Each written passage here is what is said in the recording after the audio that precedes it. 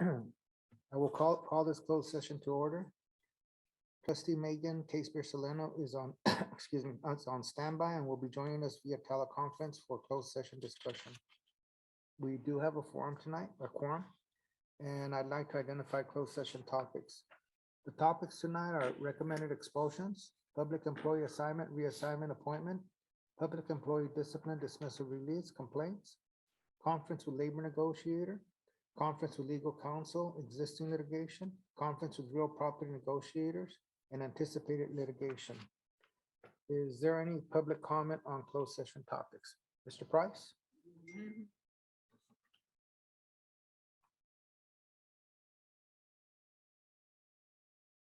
Hi, Greg Price, President of Visalia Unified Teachers Association. I'm coming today to talk to you about a matter of board policy. So I want to be very clear that one of my jobs is to make sure due process is followed for everybody. I also do not get to pick sides. So sometimes I get teachers complaining with other teachers, and I don't get to say which teacher I choose. I would tell you that in some of these cases, some of the charges that are made against each other, they're very mad at each other. So that we have cases like this. I also have cases where I have teachers put on what they call paid administrative leave. I brought this topic up to staff several times. One of the issues that I'm having is this is now, and I said, I had one case like this where I had a teacher put out for 9 weeks. The charges were baseless. There was nothing to have them out for. That's 8 or 9 weeks that kids do not have a teacher in their classroom. That should never happen. I ask for copies of complaints. So this is one of the things I'm asking the board to change in their policy is when there is a complaint, we want to see the written complaint. So that's one piece of it. The second part of it is we do not want to have people out for weeks and weeks. This is the second case. I promised staff after my first case, if I had a teacher out for 8 or 9 weeks, if it ever happened again, I would do something. So here I am to do something, and I'm asking for your assistance. I now have a teacher who's been put out for more than 12 weeks. I think it's 15 or 16 weeks that was not in their classroom where they had somebody in constant subs in the classroom. This is not good for kids. It is not good for the employees. I'm asking you to examine the policy and to do 2 things. One of them is anytime there is a complaint that the association gets a copy of the complaint. And 2, that there are not extended times where teachers are put out when there's no need. And that is a judgment call. And I want to be very clear about this. I'm not asking to take away the paid administrative leave. That's part of the due process. I'm also not asking for a time limit on that. And I want to be very clear. There are cases in which teachers may be put out for a very long time for paid administrative leave. If they've had a bad interaction with a student or child, if they have done something that's criminal, if they've done other things, if something like that should ever happen, I do not want the district's hands tied. I do not want to see teachers put out for reasons that are not substantial. I know there are some of you here that may have relatives that work in the district, or you might work for a school system or might have worked for a school system. Can you imagine if you had been put out on leave for 14 or 15 weeks and you can't figure out even why you're out because you haven't seen the charge? Can you imagine that happening to one of your family members? We need some adjustments made, and I'm asking tonight for the board to do so. Thank you. Thank you. We'll adjourn to closed session.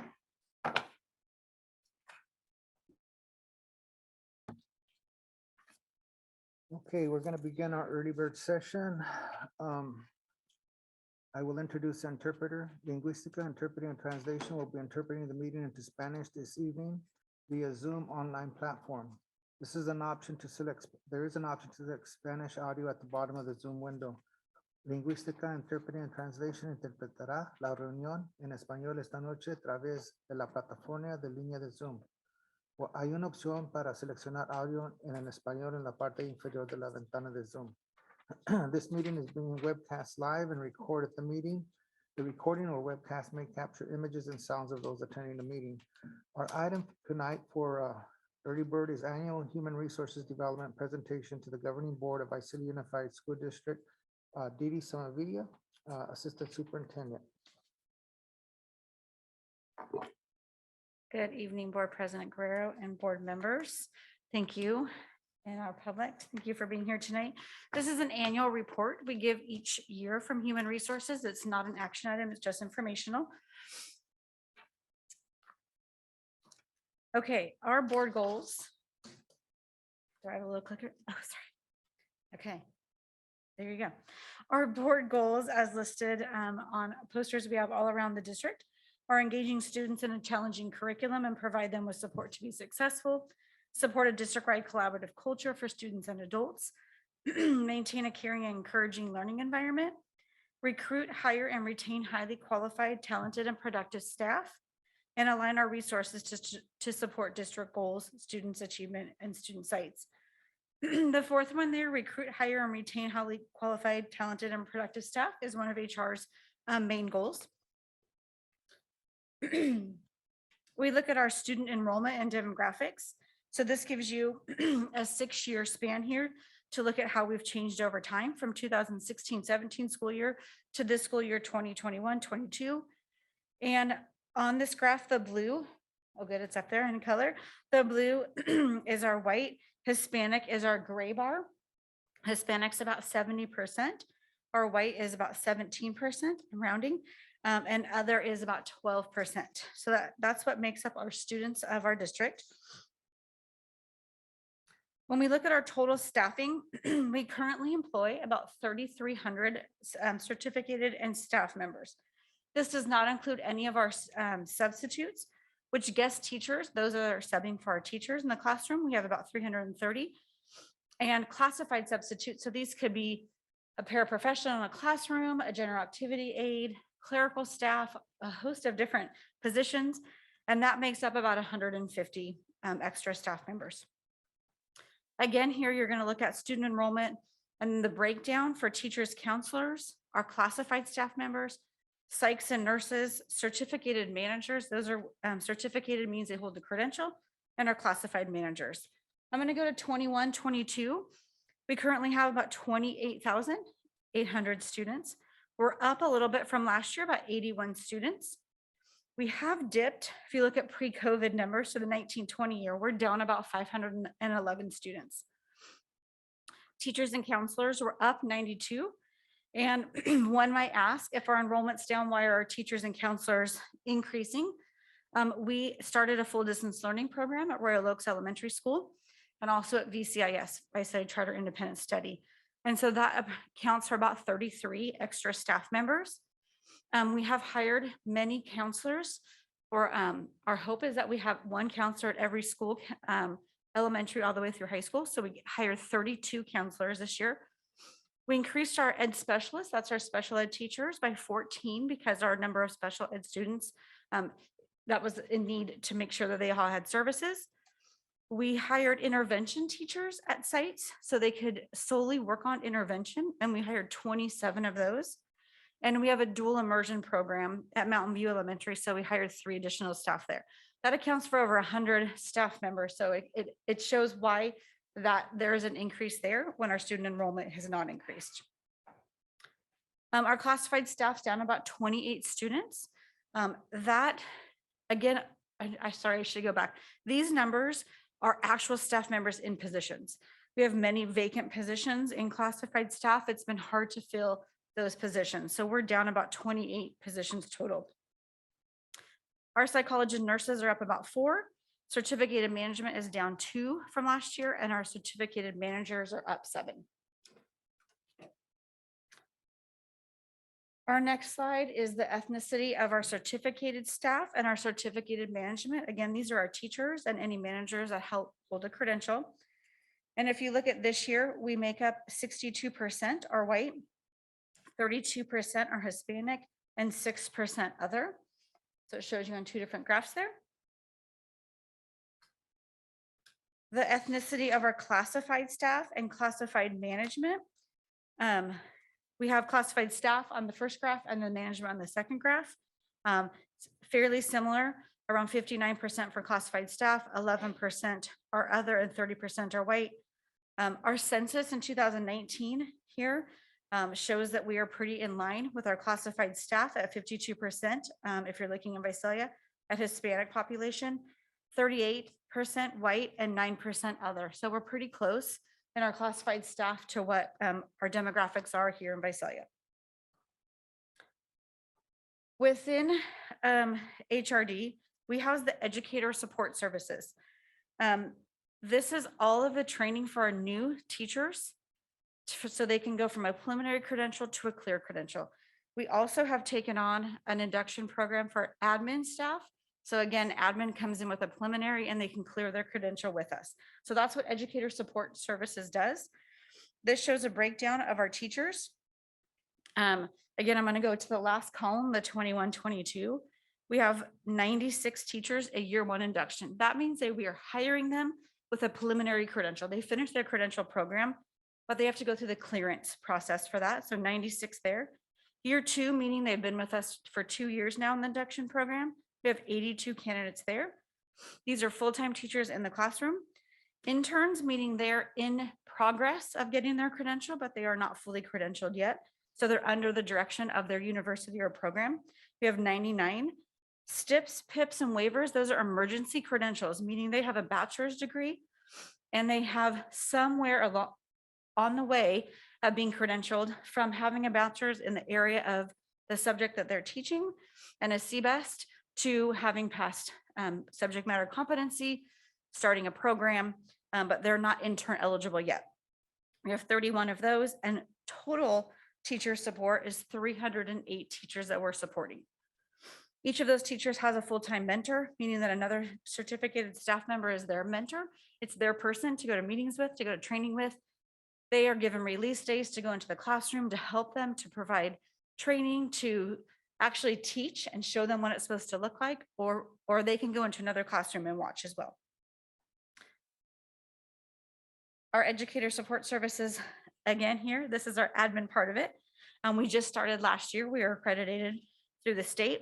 So totals year one, we have 6 candidates, and year two, we have 35. So at the end of year two, those candidates will have a clear admin credential. So a total there of 41.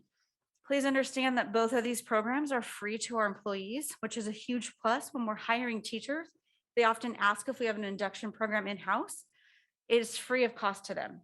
So we are able to provide these services instead of having them go to classes after school, pay for tuition at a program or university, and have an outside mentor. This is a mentor inside, helping them practice the way we want our teachers to be. So it really is a benefit for our staff members. Okay, hiring and recruitment. Hiring and recruitment actually is starting now. We start early in January. We had 10 job fairs that usually start mid-February, early March, and then we'll go all the way through May. And we go to job fairs up and down the state. Those are some of them listed on here. Many of them for the last couple of years have been virtual. What we're seeing is that many are continuing to be virtual this year with just a few in person. The Tulare County one, the Kings Tulare County held at the Ag Center, will be in person this year. That's usually our largest recruitment fair because there are people from the Valley that want to stay here. So we'd like to get as many of those as we can. But over last year, we participated in 11 recruitment fairs and outreach opportunities, and we hired approximately 170 certificated positions. Those are teaching positions. Again, through these job fairs, EdJoin, word of mouth, lots of different ways. But this is how we try to make sure that we have enough staff to be able to teach our students. Part of our board goals is that we will aggressively recruit and hire highly qualified staff members who reflect the demographics of our community. So we're really looking for that match. So the student sitting in class sees their teacher or a teacher at their site and says, that's me, I identify with that person. I can be that person when I grow up.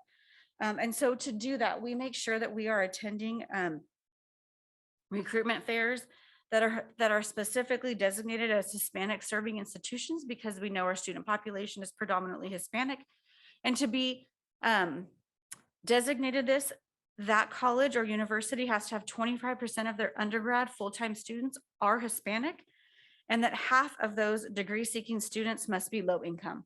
And so if you look on this map, and I apologize, it's a little bit small, but all those highlighted there, so I'll read them quickly. Fresno, Bakersfield, Fullerton, San Luis Obispo, Dominguez Hills, Long Beach, Pomona are all designated as Hispanic serving institutions. We also go to a few STEM fairs around, because we know math teachers are in high demand, as are science teachers. So we go to those recruitments specifically to look for those teachers. Okay, hiring and recruitment. We house many student teachers in our district. When I first started in HR 7 years ago, we had less than 10 usually a semester. We have 100 approximately every semester with us, which is exciting because that is a easy recruitment tool. They're here with us, they're learning with us, and then we can hire them. The best interview for me is to watch them in front of kids and really making a difference with our students every day. And so we love to hire our student teachers. So if you look at this, we have it broken down between elementary, secondary, special ed, and then our totals there. So our student teachers in 2021, which would have been last year, we had 50 elementary, 25 secondary, 3 special ed for a total of 78. And student teachers hired 20 for elementary, 8 for secondary, 2 for sped, for a total of 30. This year, you'll see our student teachers are at 102. Rosa Montoya is our new principal on special assignment in HR, and she has been out for the last month and a half visiting our student teachers, really connecting with our master teachers. Those are those teachers that have been with us for a while, are taking in those student teachers and treating them along the way, and really trying to get a sense for which ones we really need to retain that are working well with our students. So we're looking for that number to go up a bit. Please, I would like also to note here that sometimes our student teachers in secondary aren't credentials in the area that we need teachers. So we often have many social studies and PE student teachers, and those are the 2 areas that are we least likely have openings in from year to year. It seems our PE teachers and our social studies teachers love to stay with us, and they don't leave, so we don't often have a ton of openings. Okay, and that is the end of our presentation tonight. Do I have any questions from either the public or the board? Do any board members have any questions? None? Any questions from the public? Okay. So what we'll do is we'll adjourn our meeting until 7 o'clock. Thank you.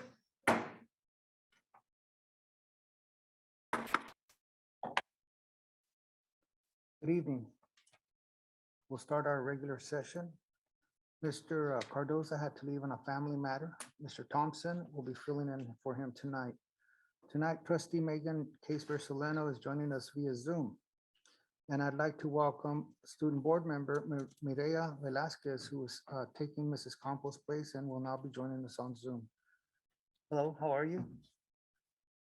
Okay, tonight, I would like to begin this meeting with a request of everyone in attendance and those viewing online that I would like to take a few moments to reestablish standards for civil discourse during a board meeting. I would also like to ask that we work together to adhere to these important standards. Civil discourse is courteous, constructive communication characterized by mutual respect, fairness, and attentive listening. Civil discourse promotes informed discussion of public issues, and it is essential for governing bodies and citizens to make good decisions. We do have the right to free speech and the freedom to say what we want, but there is no need to say it in an inflammatory or insulting manner. When we allow our board meetings to become a place where disrespect and insults become commonplace, it causes many members of our community to feel uncomfortable and at times unsafe. Many of those community members choose not to attend our board meetings and thus miss out on our opportunity to express their ideas, thoughts, opinions in a civil manner. As author James Mullen Jr. wrote, we can only exercise our right to free speech insofar as we feel safe and respected in doing so, and this in turn requires that people treat each other with civility. So again, I ask that we work together to reestablish our standards for civil discourse during our board meetings and work together to adhere these important standards. Here are some reminders for tonight's meeting. Per the California Department of Public Health guidelines, face masks are to be worn indoors regardless of vaccination status. We ask that all meeting attendees keep their face mask on while inside this building. Any members of the public wanting to provide public comment on items listed on tonight's agenda who did not RSVP in advance, please fill out a public comment form. It's a green form located on the table in the back of the room. Please hand your form to Administrative Assistant Delia Smart before the item comes up on the agenda. Please fill out a separate form for each agenda item you'd like to comment on. Members of the public providing comment, please join us in the microphone on the stand located in front of the room.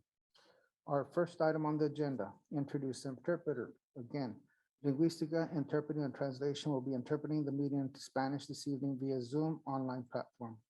This is an option to select Spanish audio at the bottom of the Zoom window. Lingüística Interpreting and Translation interpretará la reunión en español esta noche a través de la plataforma de la línea de Zoom. Hay una opción para seleccionar audio en español en la parte inferior de la ventana de Zoom. This meeting is being webcast live and recorded. Recording or webcast may capture images and sounds of those attending the meeting. Our Pledge of Allegiance tonight will be led tonight by Board Member Gaby.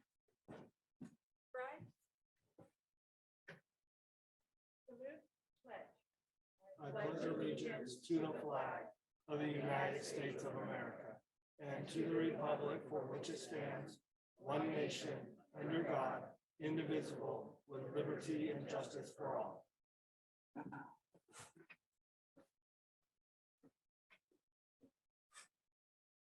I will report action taken in closed session. On a motion by Board Member Naylor and a second by Board Member Blair, the board agreed unanimously to vote 7-0 to appoint Richard Ham. Whoa, this is our other one. Oh, I need the person's name. He didn't know he had a new job. Yeah, you're still there. There you go. Thank you. No, Didi. It's the same thing. Do we have a bio? Not Mr. Hamilton's, okay. Okay, I do know her, I do need her first name. Angelina. Angelina. Okay, we had a typo. All right. On a 7-0 vote to appoint Angelina Gonzalez Thomas to the position of principal at Goshen Elementary.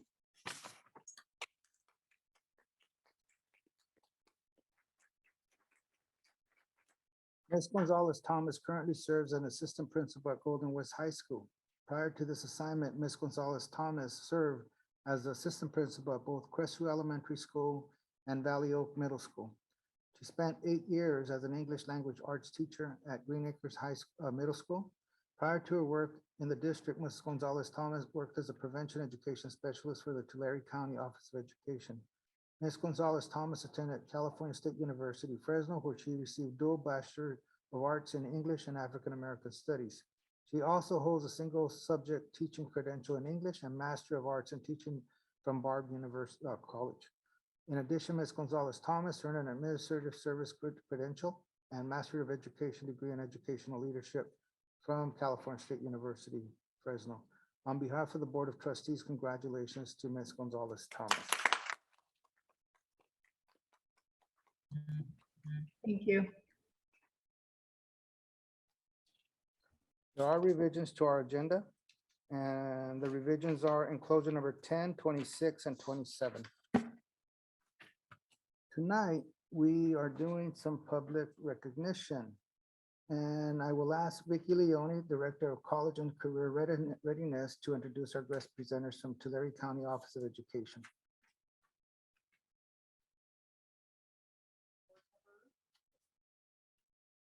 Great button.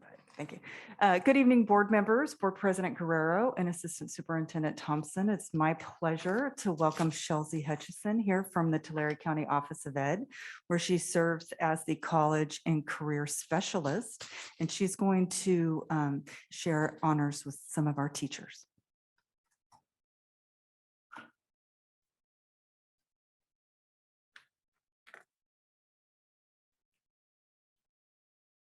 All right. Well, hello, everybody. Thank you so much for allowing me to take some of your time this evening. So I am Chelsea Hutchison from Tulare County Office of Education, and we are the convener of the TKCCC, which is a collaboration of Tulare and Kings districts working together on college and career readiness. We spend every couple of years, so every 3 years, we recognize some of our impact teachers and leaders of impact. And we held this impact celebration this year via Zoom. But we really wanted to take some time to give them this award in person. So thank you again for allowing us to do this tonight. We are going to be recognizing 3 different individuals. And first, I'd like to be recognizing Ken Cox from Redwood High School. If you are here, Ken, you can come on up. Okay, so we will accept for him, but I do want to say a couple of things that Mr. Jamin Pierso had mentioned and why he was nominated. First, Ken works relentlessly to get his 12th grade students to earn industry certification. He also is a national finalist and award winner of the Harbor Freight Tools Prize for teaching excellence. And lastly, he pursues innovation projects and teaching techniques and goes the extra mile for his students. He was also awarded for his dedication. And I just want to thank Mr. Cox for being a truly teacher of impact, sorry about that, on all of our students. So we can kind of give him a round of applause. And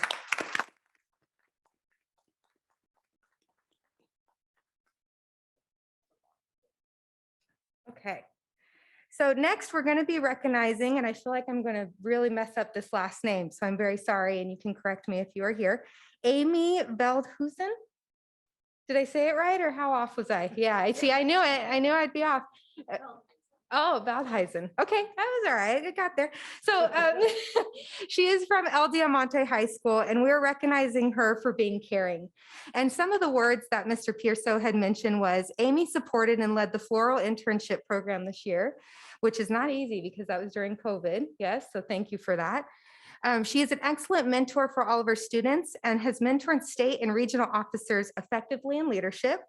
And then lastly, she continues to grow the ag program at her school site as the department chair.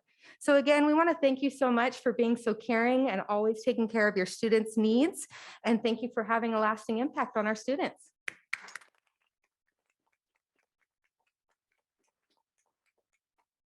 Okay, and then lastly, we're going to take some time to recognize Kim Mirwald from El Diamante High School.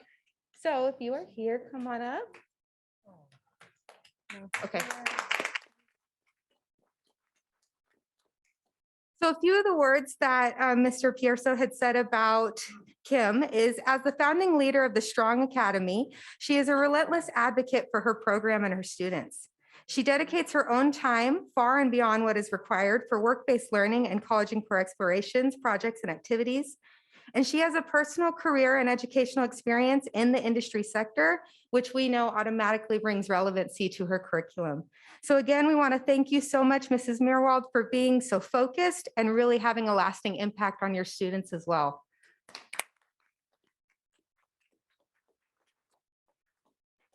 And then just to finish off, I want to say thank you so much to all the partners that we have, for everybody in this room, for the commitment that you have to our education, and congratulations to our teachers of impact of USD.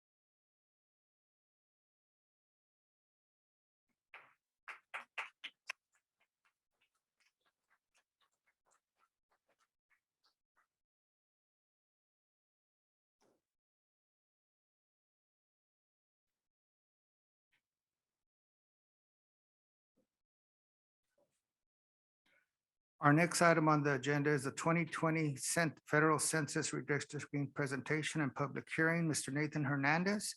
And joining us via Zoom are Ken Reynolds from Schoolworks and Attorney Mike Smith from Lozano Smith Attorneys. Good evening, President Guerrero, members of the school board, Mr. Thompson, Nathan Hernandez, Business Services. And tonight we have two items on the board trustee process. So the first item is an informational item. We'll review, as we have in the past, the maps as presented. And then the second item is the resolution to adopt one of the maps from the informational item. So the board can have conversation during the first item and public comment, and then we ask that during the resolution, the board make a motion to accept one of those maps. Is Ken on? If Mr. Reynolds is available, I'd like to ask him to join us. He was there. Did we lose him? I think we lost him.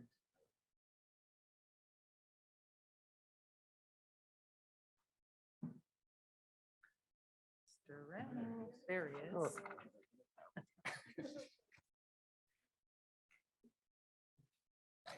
Okay, Mr. Reynolds, if you'd like to share your screen, and we can walk through the maps as were presented. If you recall, we had, this is our sixth meeting on the topic. We had 4 public informational sessions that were held at our middle schools in October. And so this will be the last informational item that we'll present. And we haven't had any additional maps presented to the district.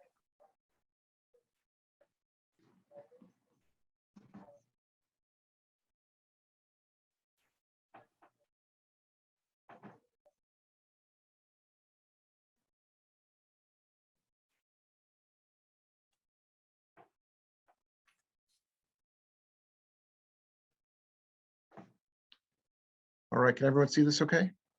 Yeah. Yes. All right, so again, we were just going through another quick refresher on all of the maps this evening.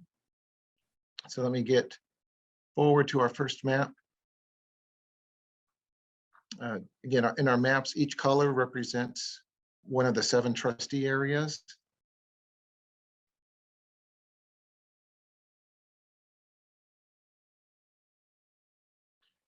We also have a map to illustrate the changes taking place by showing white lines where the current boundaries are located.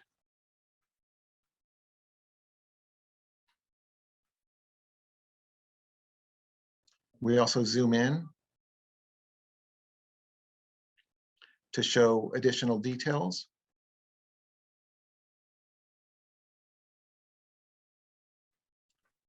And then we also have a zoomed in map with the current boundaries and notes illustrating what areas are shifting from one trustee area to another.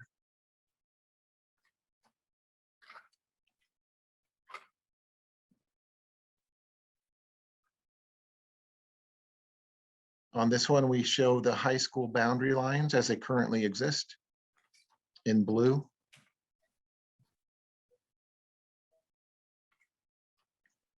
And then, of course, to show it's a legal map, we have to show the peak deviation is less than 10%.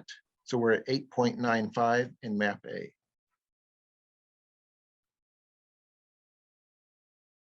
And then we have all of the demographic data available for each scenario.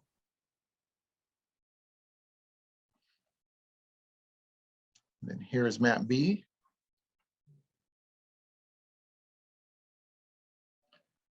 Map B with the current boundary lines.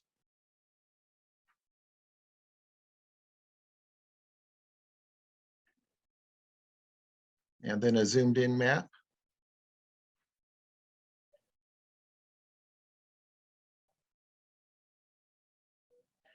And a map showing the changes taking place. And so there were 4 notes and changes for map B here.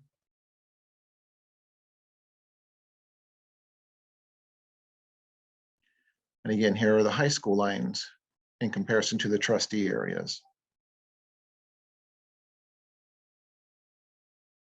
In this map, we had a lower peak deviation. It was 4.81.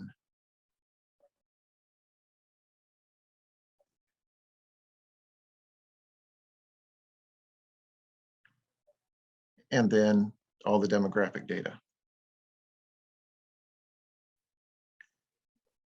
And then here's map C. Map C with our current boundary lines.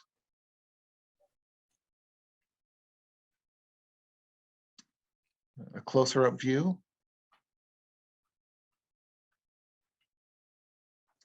And then the close-up view with notes of all the changes taking place.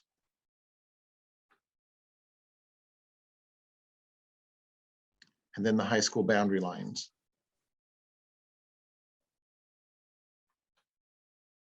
And this one had very low peak deviation at 0.56%.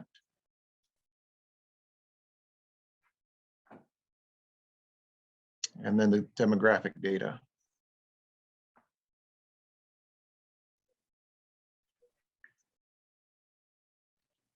So here's map D, again, created by a community member.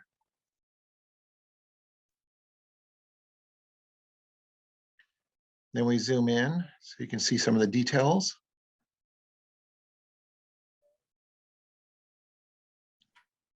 And then the blue lines, again, representing the high school boundaries.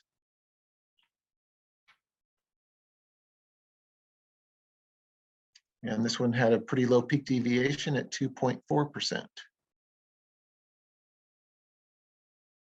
And then all the demographic details.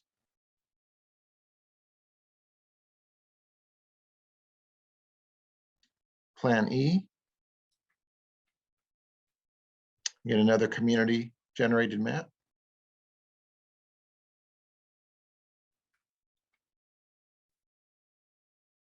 And then the zoomed in details.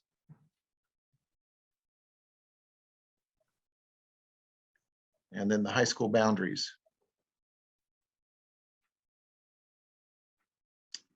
We're at just over 5% deviation for this scenario.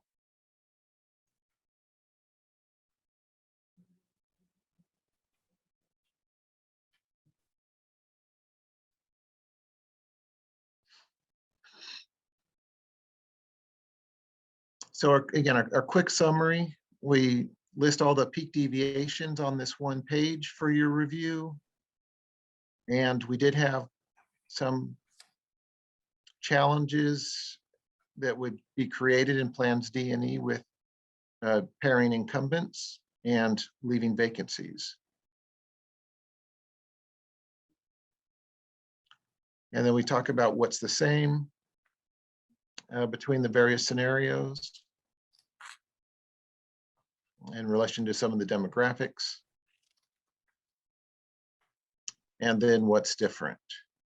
Again, just talking about how much change is taking place, what the deviations are, and some of the challenges with pairing incumbents. And with that, we'd love to open it up to any additional input and questions. I have no RSVPs for public comment. Any board member would like to ask comment? President Guerrero, I had a question or comment. Would it be possible for, can you hear me? Yeah. Okay. loud and clear. Would it be possible for Mr. Reynolds, because I know we had some public comment at the last meeting, and I think I got an email about this as well. I know that we have to have what they call like majority, minority representation or districts. If he could just kind of speak to that and explain that a little bit. I know in our community specifically that applies to the Latino community, meaning that Latino is typically a minority group, but because there's a majority here in certain districts, we have to, under the law, take that into an account when we're redoing these boundaries. If you could just maybe explain that a little bit so that the public understands why that is something that we do have to take into consideration when we're redistricting. Nathan, you or Mr. Reynolds want to explain that? Ken, do you want to take that, or I don't know? I think I saw Mr. Smith on the call too from Lozano Smith. Yeah, I'm not sure if that I'm not sure which code they're referring to when they're mentioning that comment. So I'm not sure if that actually applies to the school district or something that only applies under the Fair Maps Act, which does not apply to the school district. Mr. Smith? You're permitted, when doing the redistricting process, to look at that kind of social data. So for example, if you looked at the maps that are present, all 5 maps actually have fairly similar demographics in terms of the Hispanic representation in each of the trustee areas. So one of the underlying principles of redistricting is not to be trying to dilute the vote of a minority community by splitting it off, for example, and preventing having a district that is majority minority. Or another sort of unlawful principle is what's called packing, so that you put all of your minority community into a single district, and then they can only elect, for example, 1 Hispanic on a board of 7. So in this case, these maps have been drawn, and all 5 maps, whether done by the demographer or the community members, have all very, very similar demographics. So here, if you looked at the actual data, for example, by trustee area, you'll see that some trustees areas, depending on the map, are majority Latino or Hispanic, and some are very close.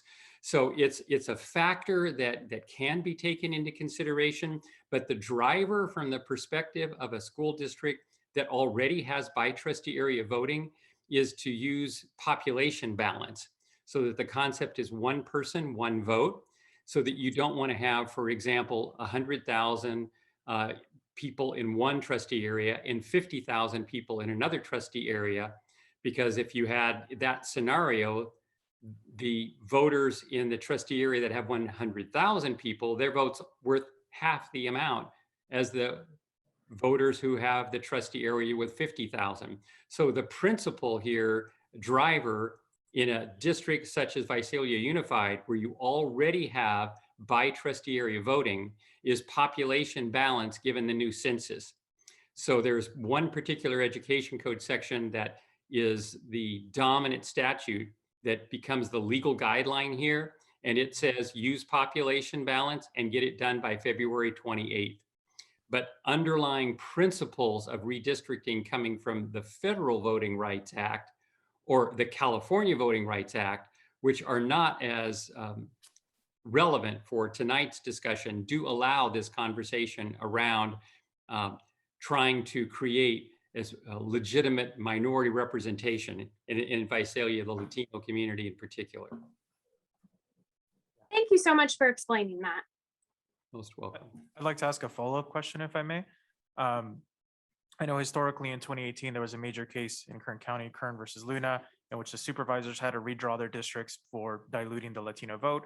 In the immediate following weeks, there was a sort of threat of litigation to the Kern High School District if they did not redraw their lines to at least include 2 majority minority districts. In order to avoid that lawsuit or whatever their decision was made, they redrew districts.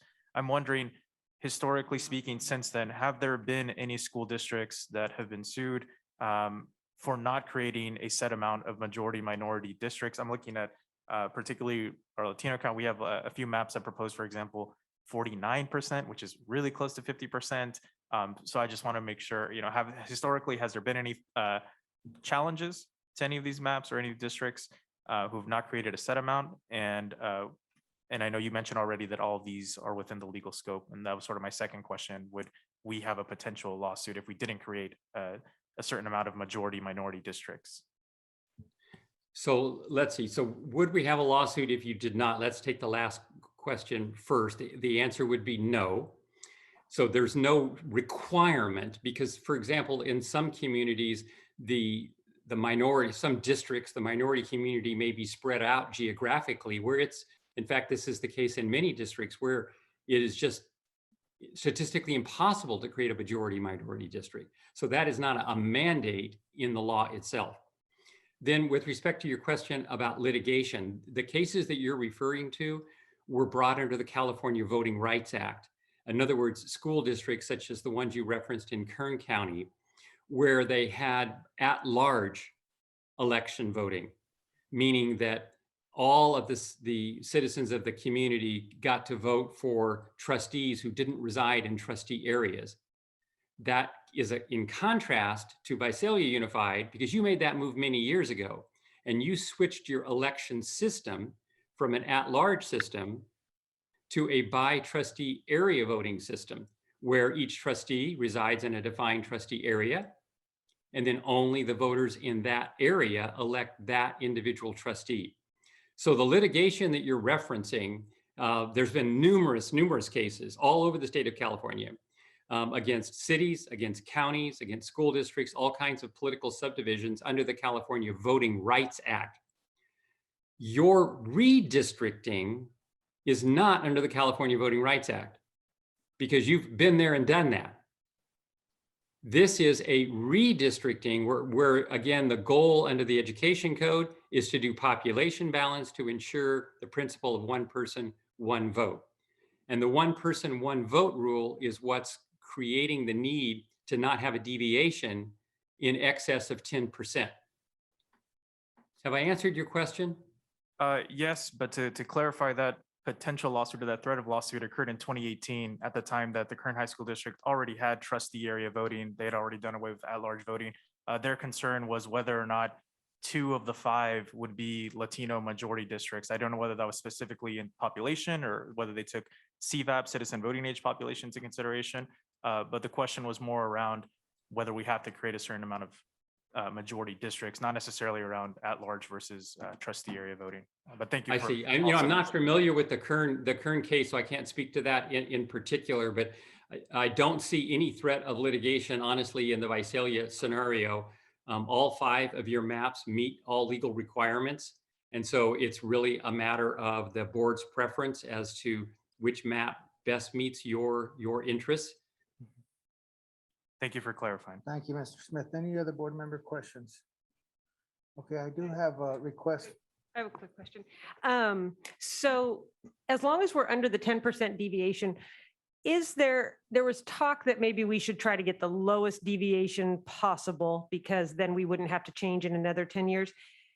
Are we pretty much likely to have to change every 10 years? There seems to be a big enough swing in a 10-year span that as long as we're under the 10% there, like all of, because I see A is a little bit higher, but I wouldn't think that I would need to throw that out in a sense, just because it's a higher deviation, it meets the legal requirement, and we're probably going to have to change again anyway. Correct. I think that's highly likely. Ken, would you like to address that as well? Yeah, just for some statistics for you, I worked with about 60 districts this cycle. And out of those 60, the majority, I'd say over 90% had to rebalance. And so less than 10% were within compliance using the 2020 data. So odds are that there's enough change in 10 years that most everyone needs to readjust. Ms. Naylor.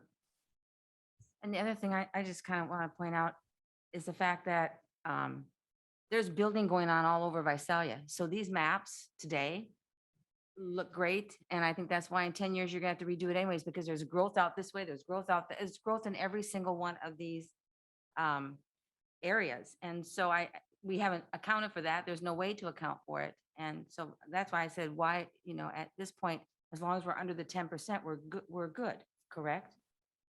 Yes. Okay, we do have a request from the public. Mally Maconian. Please come up to the mic.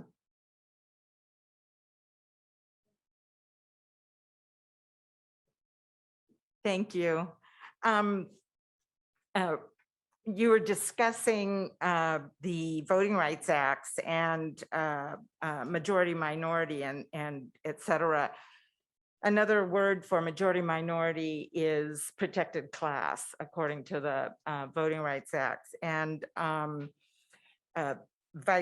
VUSD's district boundaries, the population within VUSD is 54% Latino. actually, it's 54.7% Latino, and of that, 53.8, 44%, excuse me, I'm going to round to 44% of the CVAP, the citizen voting age population, is Latino. Correct me if I'm wrong, Mr. Reynolds, but my understanding of the three maps that the consultant has proposed is that they have one strong HCVAP area, and just one. It would seem with a 44% HCVAP population that there should be two out of 5. So again, correct me if I'm wrong, but I believe that plans D and E both propose 2 strong HCVAP areas. And that is just to give people who have been disenfranchised in general to have a chance to choose representation of their own choice. So, okay. I just wanted to mention, and Ms. Reynolds also mentioned that technically, according to the Fair Maps Act, the Fair Maps Act does not apply to special districts, and school districts are special districts. However, that's only because the Fair Maps Act was written to apply to counties and cities. But the spirit of the law would be nice to follow. And who knows what legislation will come down the pike in this next decade. But yeah, okay, thank you. Okay, thank you. This was information only. We'll move on to 5.2. 2020 Federal Census Redistricting, adoption of a resolution, enclosure number 3. And this is an action item. Mr. Hernandez. Yes, this is the resolution that would adopt the map. And as you saw on the maps, there's election cycle sequencing on there. So when board members would come up for election, so each of the maps had that on there. And so at this time, the board could make a motion to adopt one of the maps. I will entertain a motion.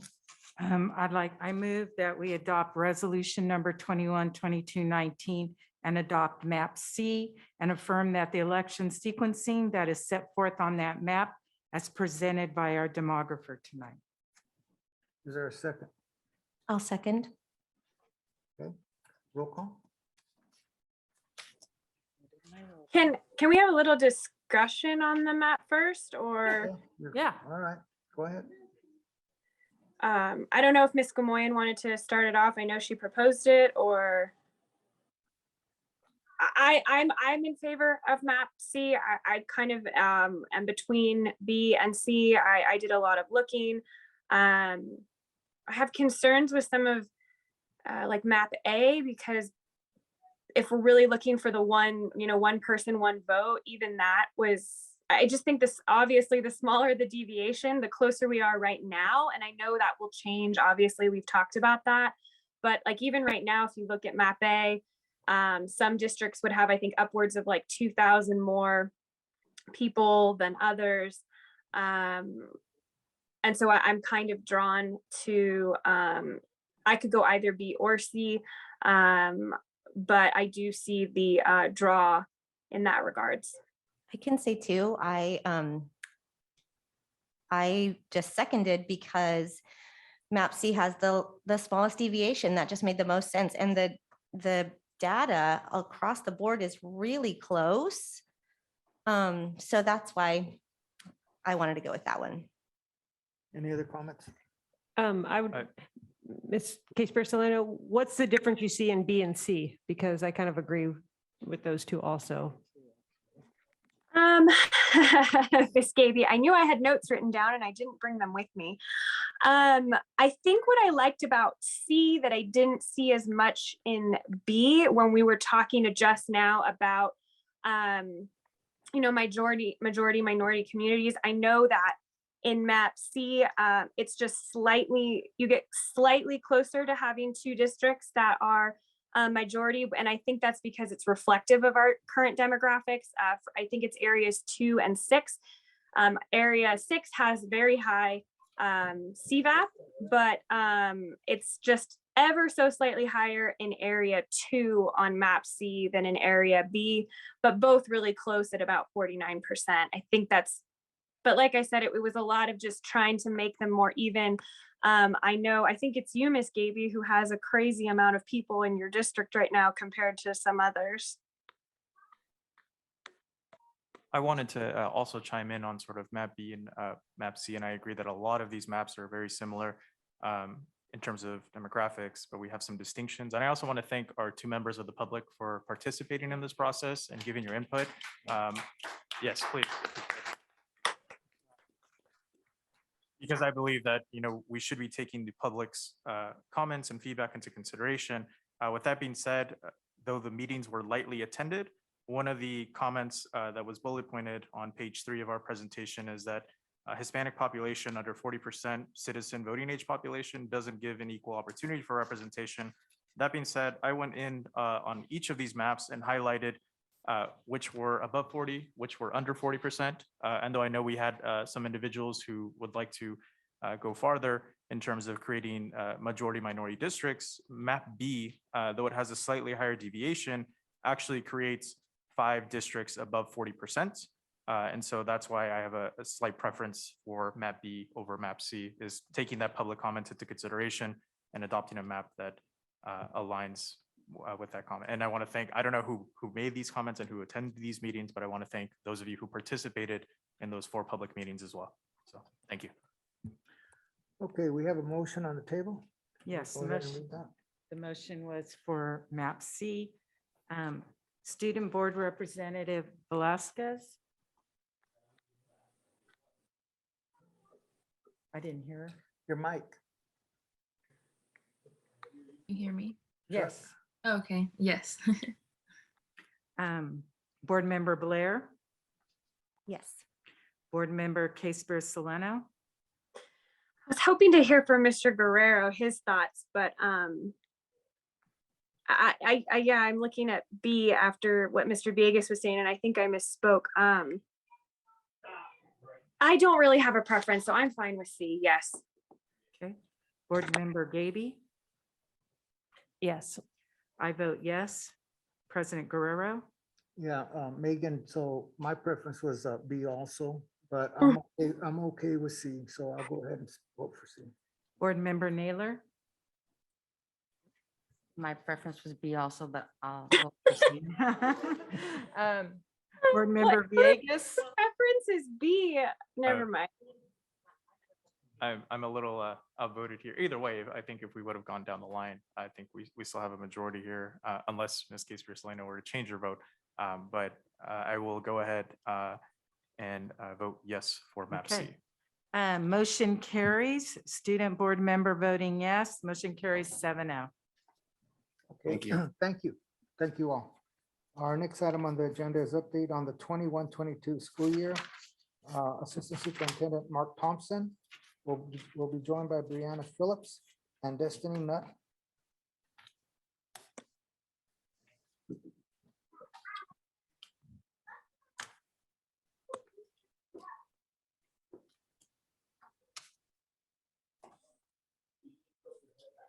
I got lots. Thank you, Chuck. Good evening, Board President Guerrero, board members, and community. It's my opportunity today to just give a little highlight and update on happenings in our district. So, first slide, we want to just really give a huge shout out. Keeping schools open in person this last week has been a monumental effort from our entire staff across the USD. As you guys are aware, Omicron virus created a lot of challenges with just staffing. But we really wanted to give a shout out to school sites, teachers, classified employees. Yeah, they definitely deserve. Administrators, team members in transportation, our nurses, district office staff that were deployed. Just staff all around really just rallied together to make sure our students had in-person learning each and every day. I also want to give a shout out to our parents and our students. I got the unique opportunity to be at the bus depot and to answer phone calls one day because all the bus folks were out driving buses. And why I tell you that story is this. I took probably 12 calls and I expected a lot of people to be upset because we could not provide the exact services that we typically do. And every person I talked to was kind. They were calling in to help us like, hey, I can take my kid today. I'm good. We're good. Just let them know. So that was just a huge win. And I just want to say thank you to the parents, the patients, and also to our students, but also to our whole staff for stepping up. Numbers are looking better for us. And so, but that was a big week for us. Another spotlight that we had, which was a really exciting event that we had just the other night, was the Visalia Adult Commencement. Visalia Adult School held their mid-year commencement ceremony on Monday, January 10th. We had 41 students earn their high school diplomas. We had 15 students earn their high school equivalency, and we had 241 CTE completers. So just exciting to see people just keeping at it, working hard, and accomplishing their goals. Our next one, we want to spotlight Mineral King Elementary. Mineral King received the Best of Show in that we had 3 students who were selected to the Tulare County Office of Education Virtual Art Show, Best in Show. So congratulations to them. We had Best of Show winner, Casey Christie, for the Pretty Sunset, which is the one on the left there. And then we also have Best of Show winner, Karma Perez, for the All Seeing Eye right there in the middle. And then we had third Best of Show winner, Lorena Gonzalez, for the Cool Frog. You gotta like the Cool Frog illustration there. And we just want to give a shout out to Mrs. Moreno Martinez on her students' recognition and taking the time to get involved with this and then to show off her students' work. So again, that was, you could see that on the virtual art show through the Tulare County Office of Education. I'm now going to hand it off to our Director of Curriculum, Brianne Phillips. Good evening. I'm Brianne Phillips, Director of STEM, and I'm here tonight to update you on 2 curriculum adoptions that are currently underway. We've put together timelines for both adoptions as just snapshots of our process. The first adoption is secondary science, which is displayed here. In 2013, the State Board of Education adopted the California NGSS standards for science. This adoption initiated a timeline for textbook adoption throughout all grade levels and content levels. In 2019, VUSD adopted Inspire by McGraw-Hill for our K-8 standards aligned curriculum. Although there has been a delay in our high school adoption, we have been supporting our current curriculum with STEM scopes. And we will continue to utilize STEM scopes as we transition to the program we adopt.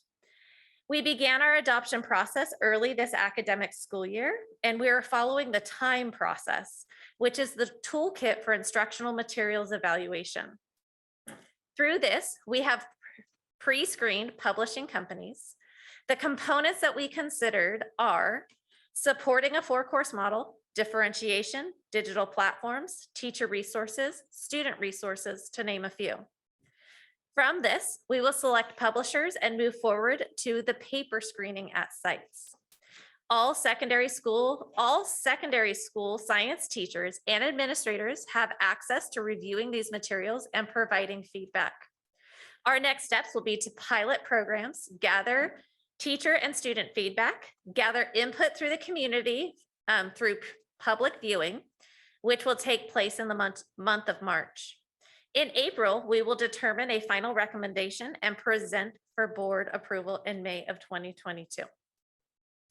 The second adoption, there we go, is world languages. And I am here presenting on behalf of Ms. Claudia Ardon Diaz tonight.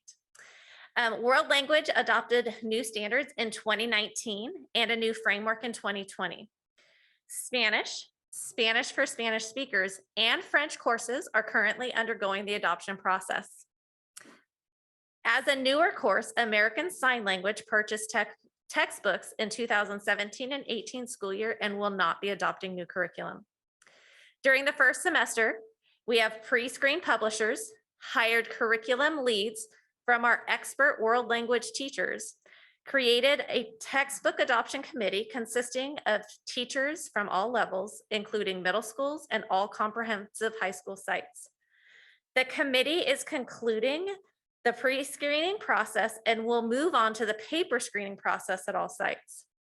From February through March, programs will be piloted and instructional feedback will be gathered from teachers and students. In March, all textbooks for consideration will be on display at the Visalia Learning Center for public review. In April, we will make a final recommendation based on stakeholder feedback and present for board approval in May of 2022. Thank you.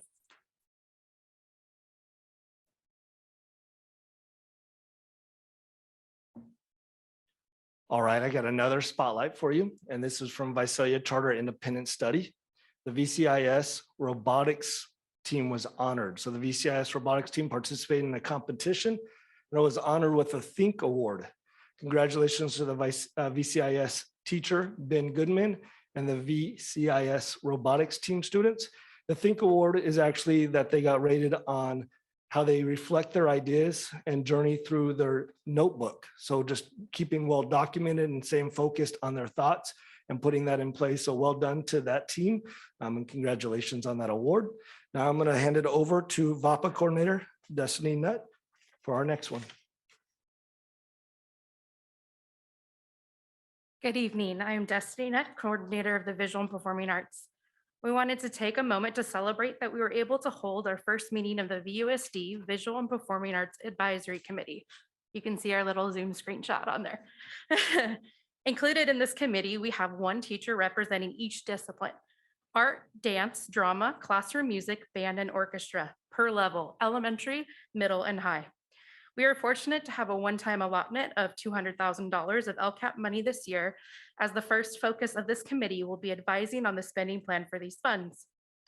We are so excited to pull together this group of teacher leaders to learn about the needs of each of our VAPA disciplines. We know amazing things are happening in VAPA, but we want to make sure that we are intentionally connected to the needs of our students in these programs. I look forward to providing you more updates in the future.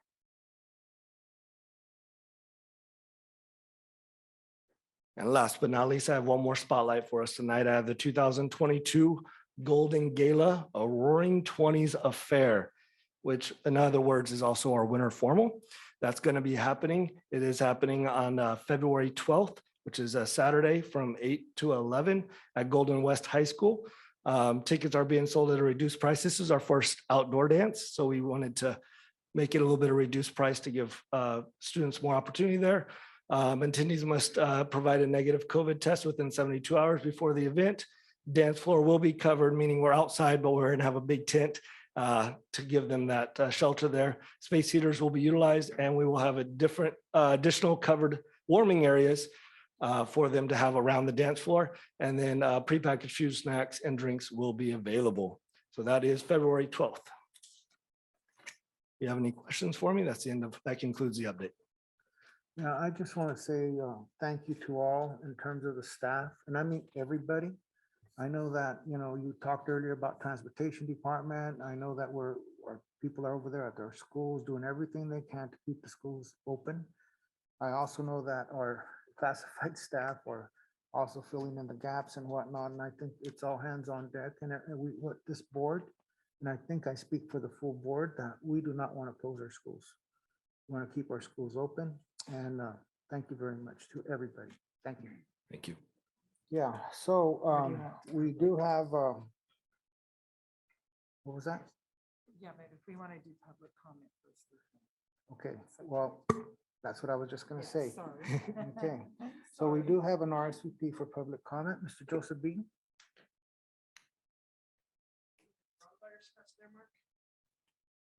Good evening. I am Joseph Beaton, a hospital laboratory scientist, Area 7 resident, and the father of a kindergartner.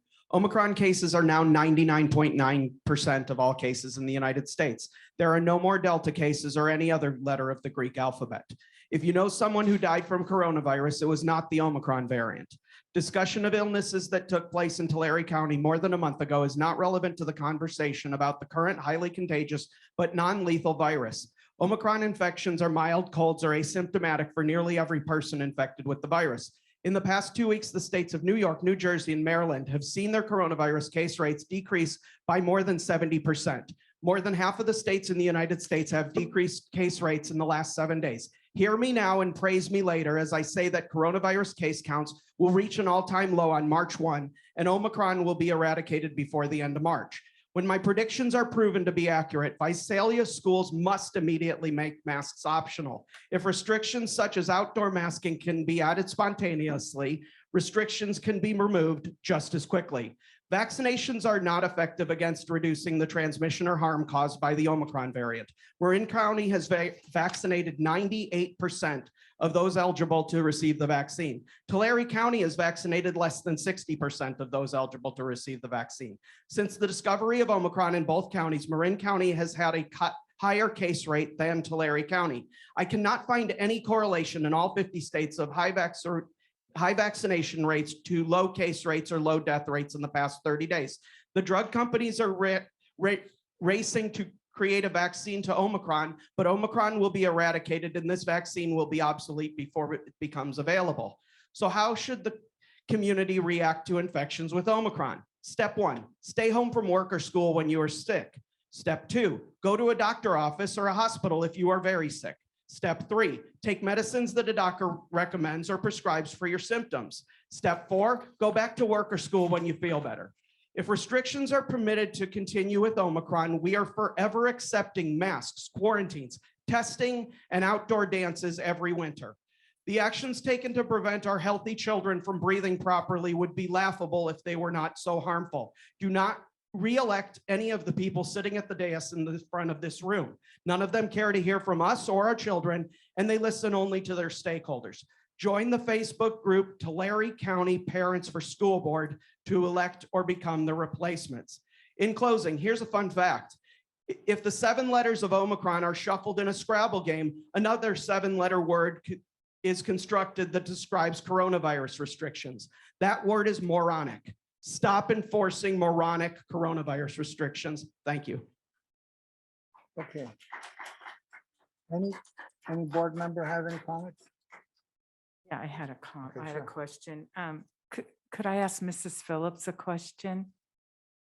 The question I had was, with the public previews at the VLC, how's the public being informed on those? So we will send out public notice through Kim Batty when it gets closer to the date. Our plan is to have it open for a full month to spread it out in order to allow that opportunity for the community to engage with the curriculum. And that will be for world languages and science. Thank you. And I just want to encourage parents to preview, the curriculum. Anyone else? I have a quick question. First, yes, I want to reiterate what Mr. Guerrero said. Thank you, staff, for everybody filling in. And I mean, I can't even say thank you enough for keeping our schools open.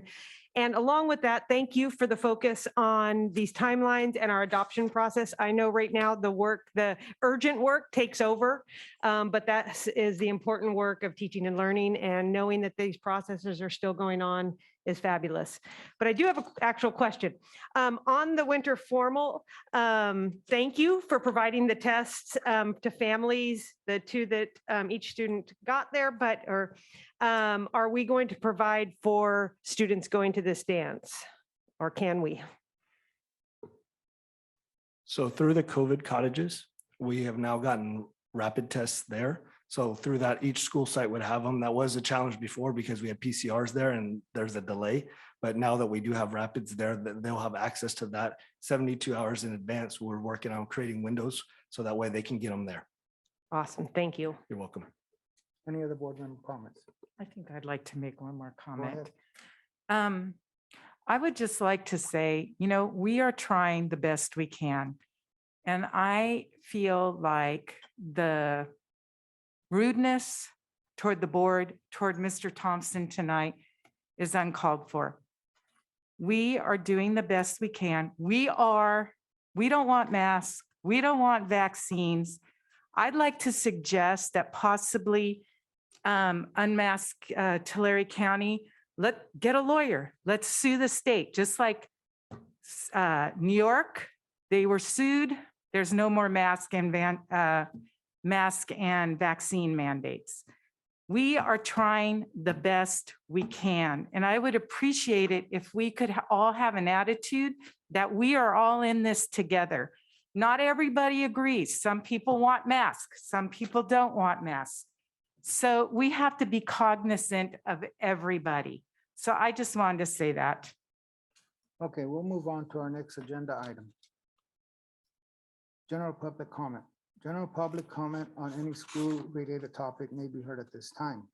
The board asks that any public comment on an item listed on tonight's agenda be addressed at the time the item comes up for discussion by the board. Pursuant to board policy, the board may limit individual comments to no more than 3 minutes and individual topics to 20 minutes. It is recommended you begin by stating your name. Tonight, I will ask that the public stay within the 3 minutes for public comment. If that does not happen, then I will sound the gavel and that public comment will stop. Okay, so, and I need to say this. This actually happens to be my 4th term as board president. And before I joined the school board, I actually came up here to the audience just like you. And I saw some bad behavior by board members. And what I saw board members standing up and arguing with the public during public comment. I actually saw that more than once and more than one board member. And I vowed that if I ever became a board member, I would not do that. And over the last 17 years that I've been a board member, 4 years, 4 different times as board president, it has been my practice to allow people to talk. And yeah, so my problem is that I get too patient and I listen to folks. And I don't think that's a bad fault. That's something that I try to do. What I'm trying to do right now is keep things orderly. And what I'm saying basically is this, is that please stay within your three-minute time. That is your freedom of speech. And if you go over 3 minutes, I will sound the gavel. If you keep talking, then I will ask our technician over here to turn off the mic.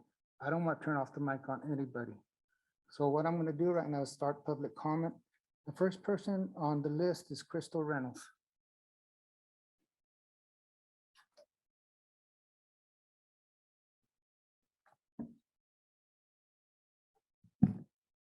Good evening, board and Assistant Superintendent, Mr. Thompson.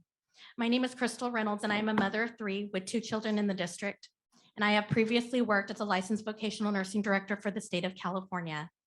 I'm going to change things up tonight. I'm not going to completely go off of what I have written down because I want to keep within the time limits. As you can see, I'm dressed tonight because I am here supporting the medical professionals that are here to start speaking up and standing up.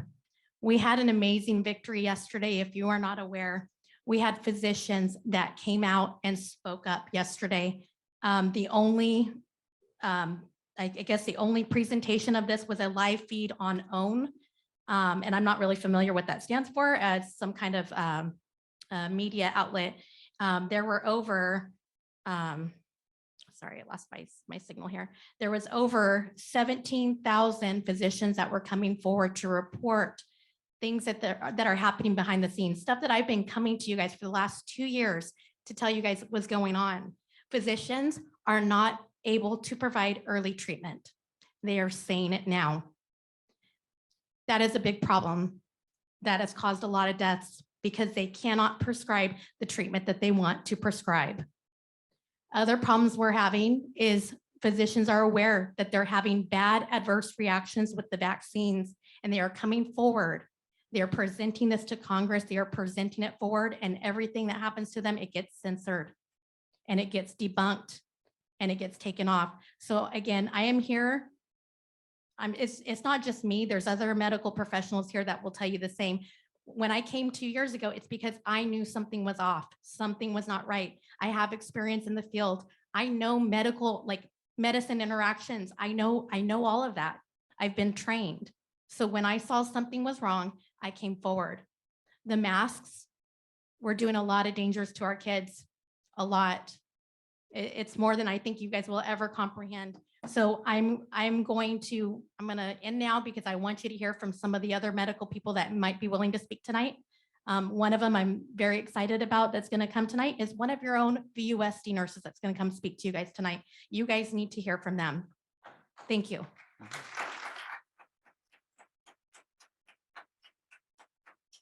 Jessica Nascimento.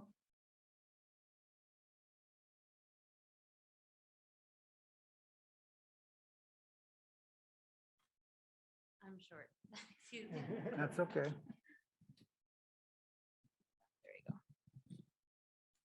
Okay. Good evening, board members, fellow coworkers, and community members. My name is Jessica Nascimento, and I have been a treatment nurse for VUSD for nearly 7 years. I absolutely love my job and hope to be a school nurse in a few years. I was torn when we had to stay home for 2 weeks. 2 weeks turned into, well, too long. I'm thrilled that a majority of staff and children have chosen to return. Some are fully vaccinated and wear N95s, which is good for them. They should have a choice, not a mandate. I'm not so thrilled that we have returned to so many restrictions. When will this end? I miss seeing the beautiful smiling faces. I miss breathing fresh air without having something over my face. So many students are so shy, like myself, and when speaking to them, I can hardly hear them. It would be nice if I could read their lips at least. I can't imagine what the teachers go through. I have seen students with anxiety and so many missing home. They have been out of school for so long, and this has caused a decline in social skills. I dread Monday mornings now. The free COVID tests were passed out, and so many students are coming up positive or exposed. I'm sending kids home left and right because we have to send them home for just one symptom. I've heard of some kids never coming up because their parents know they'll have to be sent home. My heart aches knowing they have missed out on so many events such as games, dances, awards, ceremonies, birthday parties, and more. These kids deserve their lives back, as do we. Omicron is nearly 100% of the cases. It's so mild, and the death percentage of American children, as I did my research this weekend, was 0.0013%. Compared to the rise in suicide, depression, anxiety, stress, neglect, abuse, I feel like it's much safer to say that our kids are safe in school. Let's return to normal rather than continuing on this never-ending cycle that the government has us on. With the staff shortages and positive cases skyrocketing for a mild cold, I'm afraid we will go back on lockdown. As you guys have said earlier today, you guys don't plan on doing that. Thank you. Please don't let that happen. Change needs to start now. Send parent surveys, have free choice classrooms, give everyone mass choice. Do something now, please.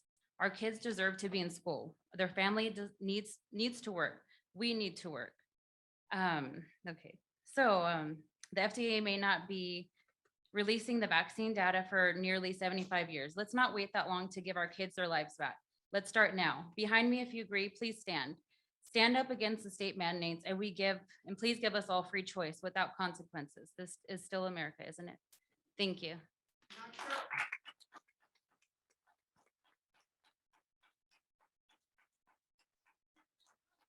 Mr. Paul Bell.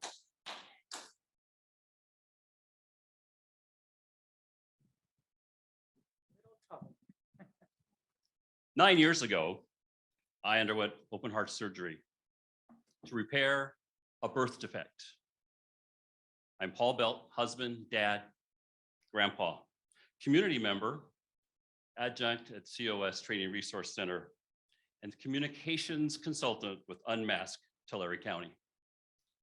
Before I got this miraculous surgery and repair of my heart valve, I sought a second opinion. I'm here with a repaired heart. I'm the healthiest I've been in my life. The physical healing was fairly quick, but the emotional heart, the electrical part of my well-being, took much longer. I could not even talk about the miraculous part of this surgery without crumbling in tears for over a year. Since June, I've been keenly aware and watching online and in these chambers all of your meetings. You've heard and you will hear more. Tonight, those who speak to you from their heart. stories, events, data. And I know you try to wrap your head around it, saying to yourself, what can we do? President Guerrero, you shared it very well at the last meeting. We want to do all we can to keep kids in school, as you stated again tonight. I hate this virus, you said. Board member Gabby, you asked, let's hear more about the students' educational successes, what's happening for them in the classroom. And tonight we heard Ms. Gamoyan share the same thing. We've rarely heard those comments, and I appreciate that. Yes, your goals, these amazing blue posters, remind us we exist to provide students with an education that affords them limitless opportunities for the future.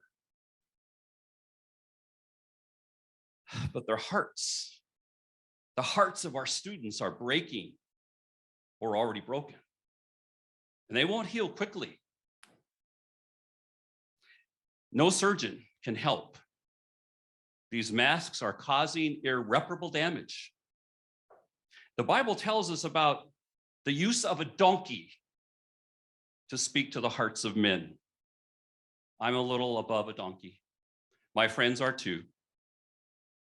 You can stop the heart damage if you act now.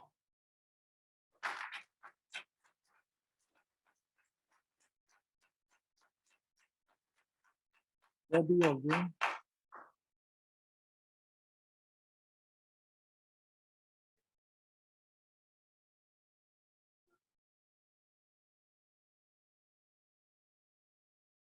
Thank you, fellow board members, for allowing me to express my freedom of speech. My name is Debbie, D-E-B-B-Y. My last name is Holguin, H-O-L-G-U-I-N. I reside at 669 North Pepper Street in Woodlake, California. And I'm here to thank you. My grandson yesterday, Visalia Unified School District, Green Acres Middle School, home of the Chargers, Chargers with Heart, gave him an academic award that he has worked very, very hard for during these times, and the teachers that supported him and made this happen. He's got great parents, but as grandparents, I think you should know that this award meant a lot. It was a reward for all the hard work he had to stick through, and he followed the rules to do it. And that's all we ask as grandparents. So sincerely, I can't tell you how much I cried when he showed me this because he was so proud. And I thank you. I thank you for that moment that we could share in his life. Thank you.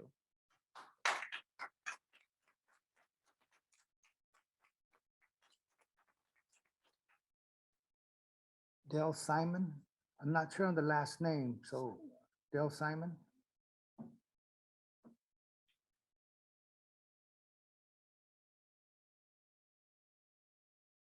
Good evening, board and staff. My name is Dale Simmons. I live in Okay. Visalia. I couldn't read the writing. Yeah, I was in a hurry.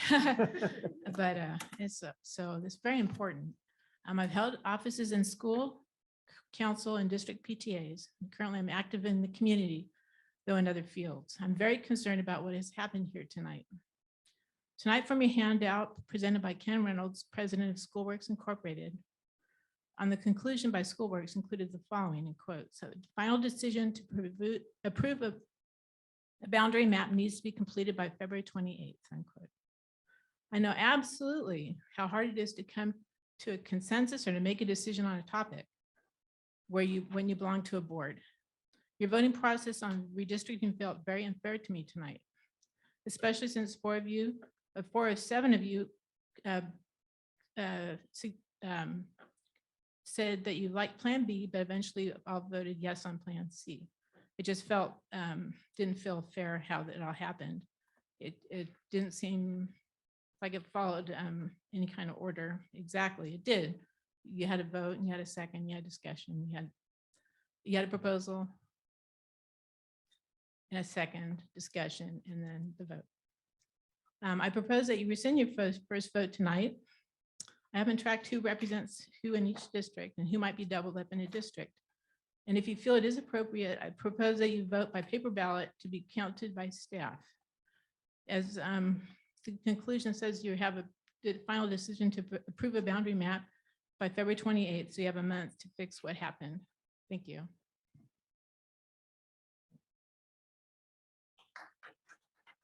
Next person, Mr. Greg Price.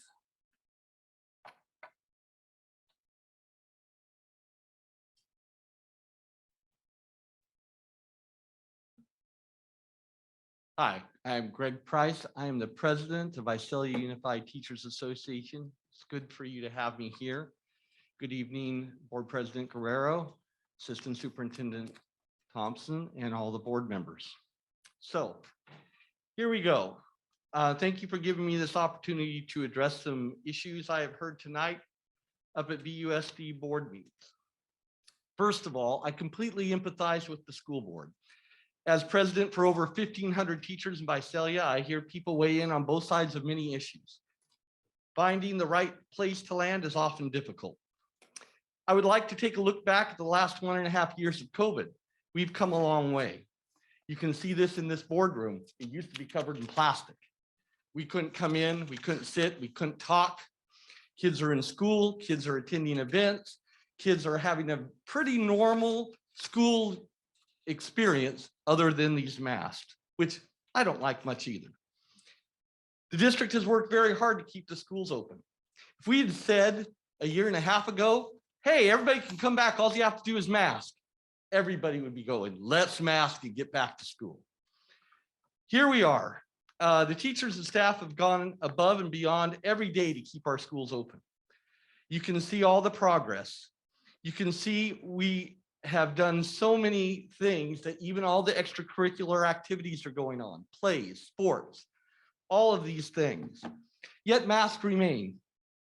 I don't like them. A lot of the staff doesn't like them. I know the board doesn't like them. People have said that they don't believe in masks. Well, you know what? They might be right. They might not be doing much good. They also might be wrong. Maybe that's why we're keeping people in school. Here's the bottom line.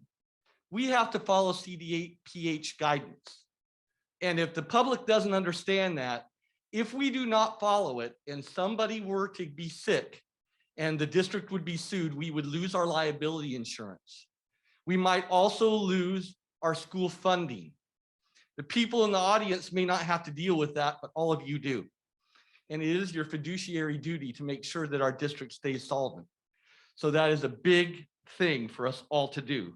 My teachers ask me, why do we have to wear masks? And I tell them, I don't get a choice in what the CDPH tells us to do, but I do know one thing.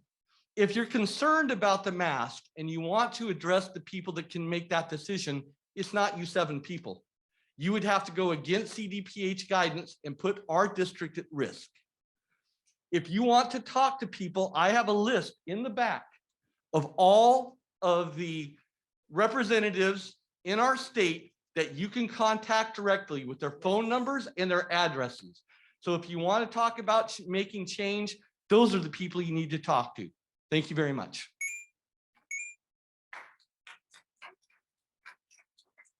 I have no more RSVPs tonight for public comment. We'll move on with our agenda.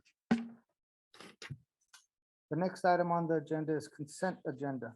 Is there any board member that would like to pull an item? Ms. Gamonian? I'd like to pull enclosure 8, please. Okay, I would like to pull enclosure 5. okay. Anybody else?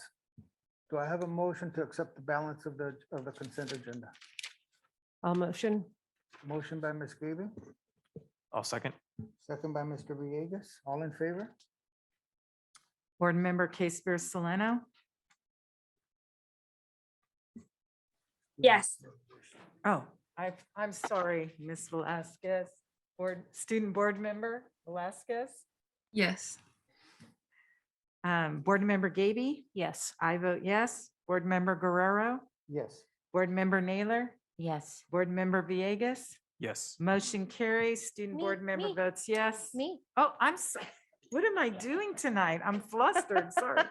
Board Member Blair, I'm so Yes. sorry. Sorry about that. Motion carries 7-0, student board member voting yes. Okay, enclosure number 5, Mr. Villegas. Yes, on the advice of legal counsel, I've discussed, and out of an abundance of caution, I would like to abstain from voting on enclosure number 5, as I have a family member who was recently employed with somebody who is doing business with the district. And though there is no, in discussing with legal counsel, there's no sort of conflict of interest. Out of an abundance of caution, and until they can give me further advice, I would like to abstain to avoid any perception of a conflict of interest. So, thank you. So you would be abstaining. Is there a motion on this item? I'll motion.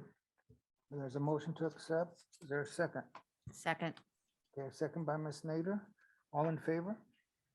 Student board member Velasquez, Yes. board member Gaby, Yes. I vote yes. President Guerrero, Yes. board member Naylor, Yes. board member Villegas abstains. Board member Blair, Yes. board member Casper Soleno. Yes. Motion carries 6 with 6 votes to 1 abstention, and student board member votes yes. Okay, we'll move on to enclosure number 8, Ms. Gamonia. Yes, on enclosure number 8, I do like the program, but I have some questions that I want to make sure that everybody, the public, understands. Thank you, Mrs. Leone. The first question I have is, we are uploading data, correct, of transcripts, any student information out of Power School. Do we get parent permission for this uploading of this data? Yes, parents are given the opportunity to opt in and out when their student is in 7th grade. And then each year, they're given that opportunity again, so they can change their mind. Okay, so they can opt in eventually. Yes. Okay, the other question I have is, where is this program? Maybe, can you just explain it a little bit, what it is and where we're using it? Yes, so the CCGI, California Colleges Guidance Initiative, is a program to kind of make a one-stop shop for parents and students and schools to help prepare students for the future. So there's lessons involved, and the information goes from Power School to CCGI and right back. So it's kind of in a closed loop. And one thing it does for students, for instance, is they can create their 4-year plan on CCGI. It stays there with them. One of the major benefits is that because their transcript information is taken and put into CCGI when they launch their college application, that information goes right in there. So there's no error that from the user, there's nothing left out. And so it saves an enormous amount of time, and it also creates a situation where there's not likely to be errors. Okay, and then Mr. Thompson, since you're taking over for Mr. Cardoza, I would like a board report on this for a couple reasons.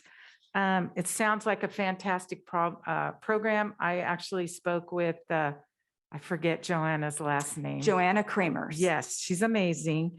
And Agreed. this is something that would be amazing for Avid. I don't know if it's being implemented with Avid. Also, I heard there was a pilot program going on with it, just where it's being used, because I want to see that we are raising the bar for our kids that are UC and Cal State ready. That we want more kids off the charts, ready for college. And I think this is an important step for getting them there. So I wouldn't mind a board report on this. We would love to provide that. Okay, good. Thank you. Ms. Gamonia, would you like to make a motion Yeah, to accept this? I make a motion that we approve enclosure 8. Second. Second by Ms. Nader. All in favor? President Guerrero, Yes. Student Board Member Velasquez. I vote yes. Okay, and President Guerrero voted yes. Yes. Board Member Naylor. Yes. Board Member Villegas. Yes. Board Member Blair. Yes. Board Member Spears Soleno. Yes. Board Member Gaby. Yes. And I vote yes, motion carries 7-0. Student Board Member voting yes. Okay, our next item on the agenda is enclosure number 21. It would be proclamation, School Counseling Week, February 7th through the 11th. Ms. Gamonian. Whereas school counselors are employed in public and private schools to help students reach their full potential. And whereas school counselors are actively committed to helping students explore their abilities, strengths, interests, and talents as these traits relate to career awareness and development. And whereas school counselors help parents focus on ways to further the educational, personal, and social growth of their children. And whereas school counselors work with teachers and other educators to help students explore their potential and set realistic goals for themselves. And where school counselors seek to identify and utilize community resources that can enhance and complement comprehensive school counseling programs and help students become productive members of society. And whereas comprehensive developmental school counseling programs are considered an integral part of the educational process that enables all students to achieve success in school. Therefore, the Visalia Unified School Board does hereby proclaim February 7th through 11th, 2022 as School Counseling Week. Is there a motion? Move to approve. Mr. Naylor? Is there a second? I'll second. Second by Ms. Blair, all in favor? Student Board Member Velasquez. I vote yes. Board Member Naylor. Yes. Board Member Villegas. Yes. Board Member Blair. Yes. Board Member Spears Soleno. Yes. Board Member Gaby. Yes. I vote yes. President Guerrero. Yes. Yeah, motion carries 7-0. Student Board Member voting yes. Our next item on the agenda, and this is focused on student learning. Our next item on the agenda would be College and Career Readiness Indicator Review, enclosure number 22. Mr. Pacina, Administrator of Curriculum and Instruction.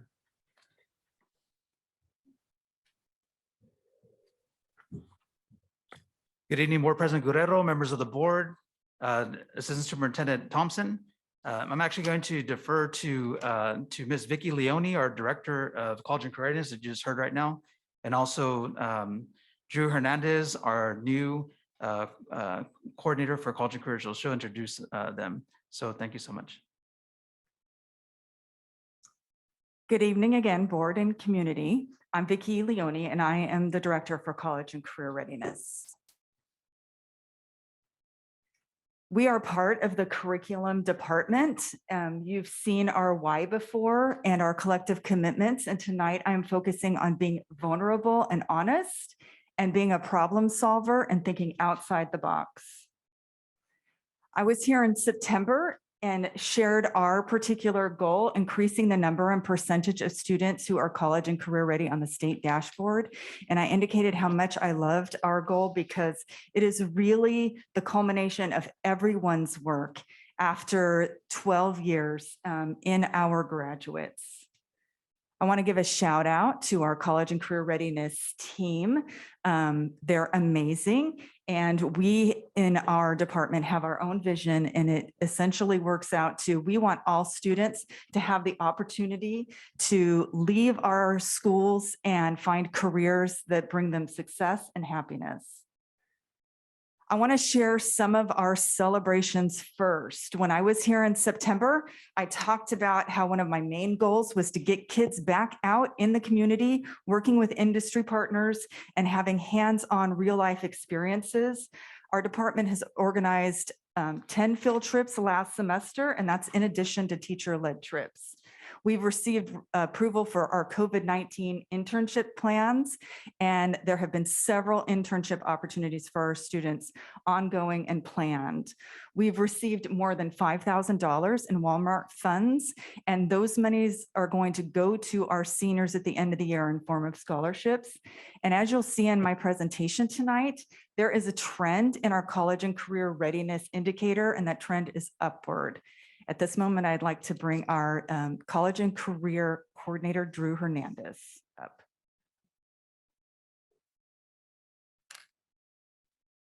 Good evening, board members, President Mr. Guerrero, and Assistant Superintendent Mr. Thompson. You may not be able to tell with my mask, but I am smiling and very happy to be here tonight. As you know, career technical education provides students of all ages with academic, technical skills, knowledge, and training necessary to succeed in the future careers and become lifelong learners. Tonight, we have a special treat. 6 of our lifelong learners have recorded videos to share their experiences and future goals. The first video is a graduate from Golden West High School and was a member of the wonderful Business and Finance Academy.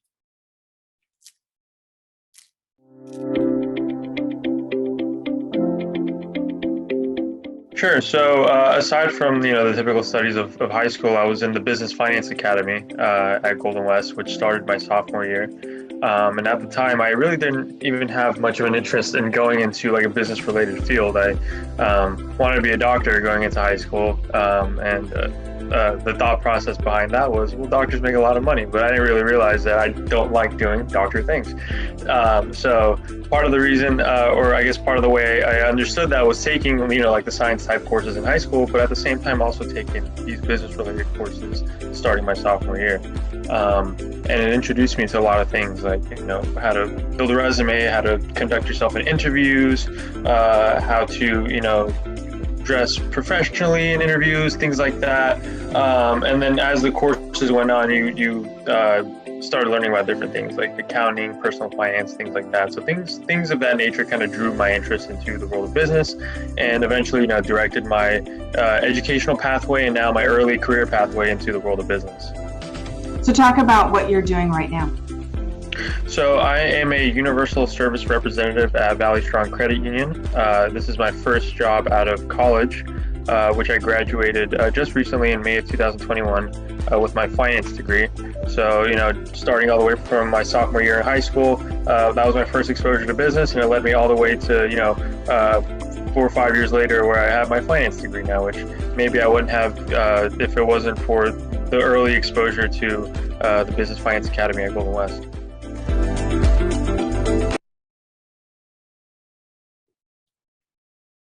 I also want to declare that we are operating under the continuous improvement process adopted by the curriculum department. And I also want to start out with a couple of graphs. The first one is the framework for college and career readiness from Avid, previously mentioned. We have a fantastic Avid system here. You can see that there is a foundation for college and career readiness, and in the center is student agency. On either side of student agency is rigorous academic preparation and opportunity knowledge. And I really want to point out the alignment between student agency and the 5 competencies of social emotional learning. College and career readiness goes hand in hand with the work that is being done in this district by others in social emotional learning. You really can't have one without the other. You really need to make sure that if you're pushing kids academically, that you're supporting them academically and social emotionally. So let me speak real briefly about how college and career readiness is measured by the state. It's kind of like a menu where you pick things. The first indicator is smarter balanced assessments. If a student gets standards met or higher on both the ELA and the math in their junior year, they're considered college and career ready. If they get a 3 or higher on 2 AP exams, they're considered college and career ready. If they take college credit courses and they get a C- or better in 2 semesters of college courses, they're considered college and career ready. If they receive the state seal of biliteracy and they earn standards met on the SBAC standardized test their junior year, then they're considered college and career ready. If they participate in 2 years of military leadership science and get standards met on one of those tests their junior year and nearly met on another one, they're considered college and career ready. And then those last 2 are kind of tricky because you have to pick one from the box. So Oh, I do have a pointer, good. So the first one is A through G completion.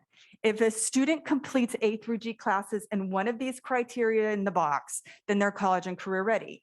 The criteria is a 3, a standards met or higher on one of the SBAC standardized tests, 1 class of college credit at C- or higher, 1 AP test at a score of 3 or higher, or completion of a CTE pathway paired with A through G, then they're college and career ready. And finally, if they complete a CTE pathway and they get one of those things from the box, then they would be considered college and career ready. And so that's how the state currently considers students college and career ready. Coming down the pike here for the future are additional measures. Internships are actually already being measured, state and federal job programs, and work-based learning experiences such as job shadowing, internships, and guest speakers, the sort of things that we are already doing in our district through college and career readiness. So in the spirit of transparency, looking at this data, I'm going to tell you there's 2 ways that the data can be looked at. The state reports all of our students who are college and career ready, and then looks at the subgroups as a percentage of the total of college and career ready students. What we're going to look at first tonight, when we're looking at the story of what this data tells us, is much larger. It's all of our seniors who are college and career ready, and all of our subgroups, and what percentage of the subgroup is college and career ready. Uh-oh. Thank you. Thank you, Mr. Boone. So here's our current reality. We are on an upward trend. In 2018, 39% of our students were college and career ready. In 2019, it was 45%. And in 2020, it was 46%. I've also broken down the number of students who are approaching prepared. And when we're talking about, you need this and that, they had one of them. They were close. They're approaching prepared. Also, you can see our students with disabilities, their percentage, our students who are socioeconomically disadvantaged, our English learners, our African-American students, our foster students, our homeless students, our white students, and our Hispanic students, so that you can get a sense of the total percent of who is college and career ready. And then I'm going to talk about a couple of indicators that led us to this. The first one of our heavy hitters is A through G plus 1. So it's the A through G and something in the box. You can see that a big chunk of our students earned college and career ready that way. The other heavy hitter is that SBAC test, where they got a 3 on math and English their junior year in high school, and you can get a sense of the performance there. And here are growth opportunities. The first one is early college credit. Early college credit, where a student goes and takes a college class either concurrently or through dual enrollment, is one of the most impactful things students can do. It's one of the most impactful things we can do to create equity and access for our students. Students that have early college experiences, they see themselves as college students, they gain confidence, they earn credits, so that when it comes time to finish high school, they've already had that experience, and they're much more likely to not only go to college, but to complete college. Our other growth opportunity is the CTE plus 1, and you can see where our numbers are. That's particularly important because these future indicators will reward CTE pathways. One other factor that I looked at was the number of seniors who currently have fewer than 6 classes. And you can see that 57% of our seniors currently do not have a full schedule of 6 classes. And I broke it down, the vast majority of them, 48% of our seniors overall, 851 of them, have 5 classes. And I also broke it down by ethnicity. This is a factor because these are students who may not be taking full advantage of what we offer with internships, with dual enrollment, with things that are going to get them ahead and help them be prepared. So I included that. So when I'm looking at the data, I'm looking at what story it tells me, and I'm seeing our growth for opportunities. First step is to adopt the Stockdale paradox from Admiral Stockdale. Absolute faith that you will be able to succeed, that we will be able to do what it takes for these kids. At the same time that we confront whatever the data tells us, whatever brutal facts tell us. And the second step is to look for a positive outlier. Who out there seems to have cracked the code on our growth opportunities? So here we go. So how does our data compare to a high CCI school or district? And what we're looking at here is Corcoran. So this is 2019 data. And again, this data is how the state reports it. So we're looking at what percentage of overall groups got college and career ready. You can see that in 2019, 68% of Corcoran students were college and career ready. 82% of their students are socioeconomically disadvantaged, and 65% of their students overall that are socioeconomically disadvantaged were able to meet college and career ready. And you can see that compared to our data. So our heavy hitters, A through G+1 and SBAC, you can see how we compare to them with our strengths. Let's take a look at how we compare to them with our growth opportunities. You can see that there's the real difference there. And you can see that overall, especially with CTE, a great number of their students were able to become college and career ready in that way.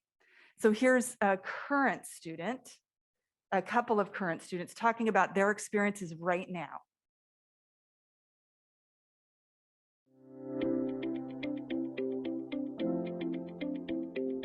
I feel like it has a lot of like, if you want to build your resume for college, if you need a resume just to get like a job to work while you're in college, you have interview skills. There's a lot of things about how to avoid debt. And right now we're going through the David Ramsey education book about debt and money and how to control yourself and manage yourself.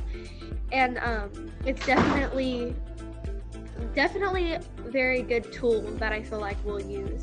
I think the whole, like all 4 of my years, the academies really try to just get us to have hands-on experience with health sciences so we can explore our options in there and not be just like stuck to one thing. Because I didn't realize until I came into the academy that we have so many options just within healthcare.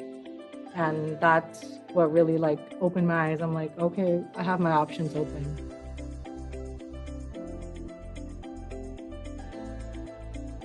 I want to go to University of Oregon. Although I don't personally want to start my own business, I want to be a special education teacher. I'm gonna attend COS and get my prereqs in to get into the RN program there and work as a CNA, hopefully. Plan on being a nurse practitioner in the future. So what would it take to move this needle? We need excellent quality first instruction in all courses, and especially in CTE courses, with students having the opportunity to complete project-based learning, where they are learning those key social emotional skills of teamwork and persistence while they're being challenged academically. It's going to take strong reading and math instruction that allows students the opportunity to experience early college when they get to high school. It's going to take a robust and responsive system to deliver social emotional learning support along with academic support to all students. And here's the littles talking about their future.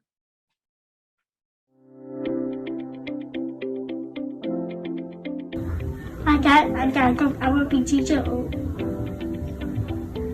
employee. Then airplane pilot? Yeah.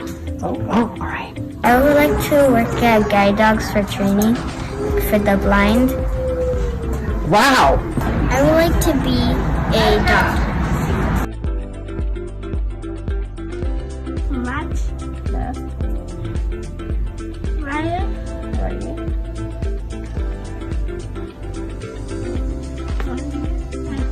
Rami. Grandma. And love writing a lot. Sometimes I write stories, and I like to read. A lot of math. Yeah, Yeah, I love math. excellent. What else? Get better at reading. And that's all. Excellent, thank you. Have you thought about going to college? Great, have you thought about if you want to go to college? Thought about going to college? Yes.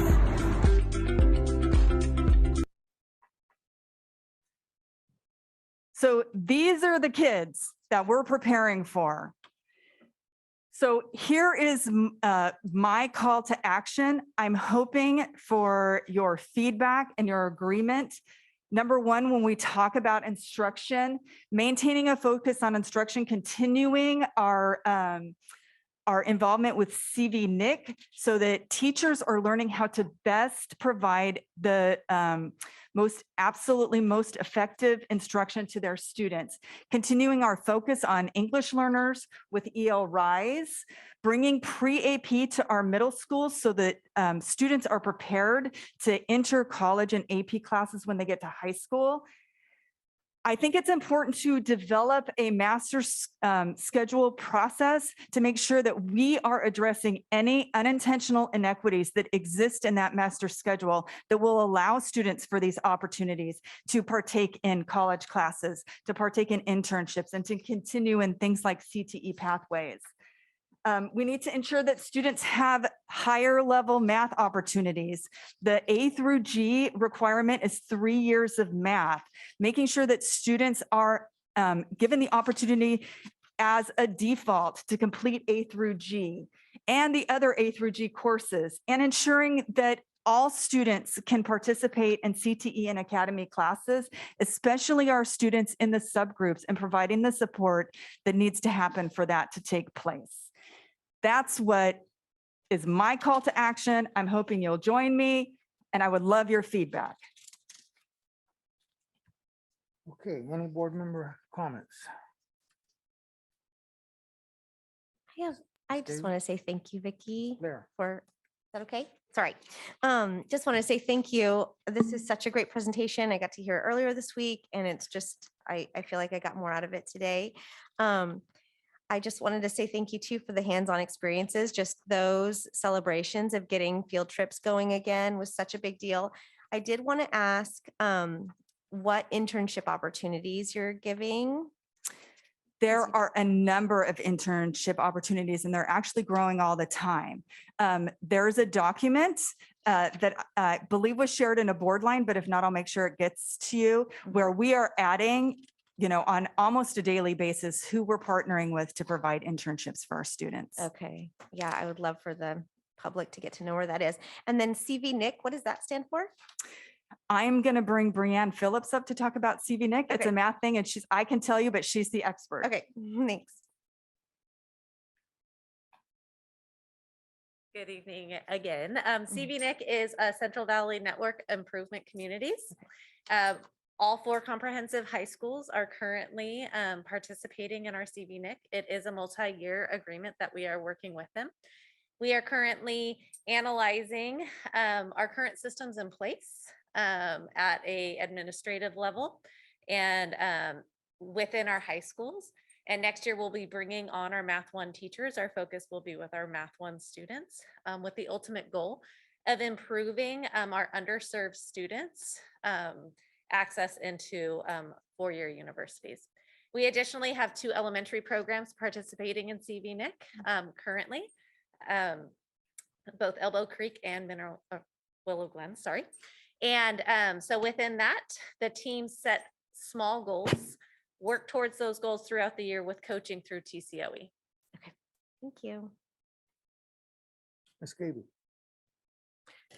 So thank you for your report, and it's awesome. And I love that idea of looking at outliers and like seeing where we can learn from others. In theirs, and you might not know this right now, and like I would totally get that. In Corcoran, is the college credit dual enrollment or concurrent enrollment? And then I would even say ours is so low, but is is there a specific growth opportunity there that we need to get better at one or the other?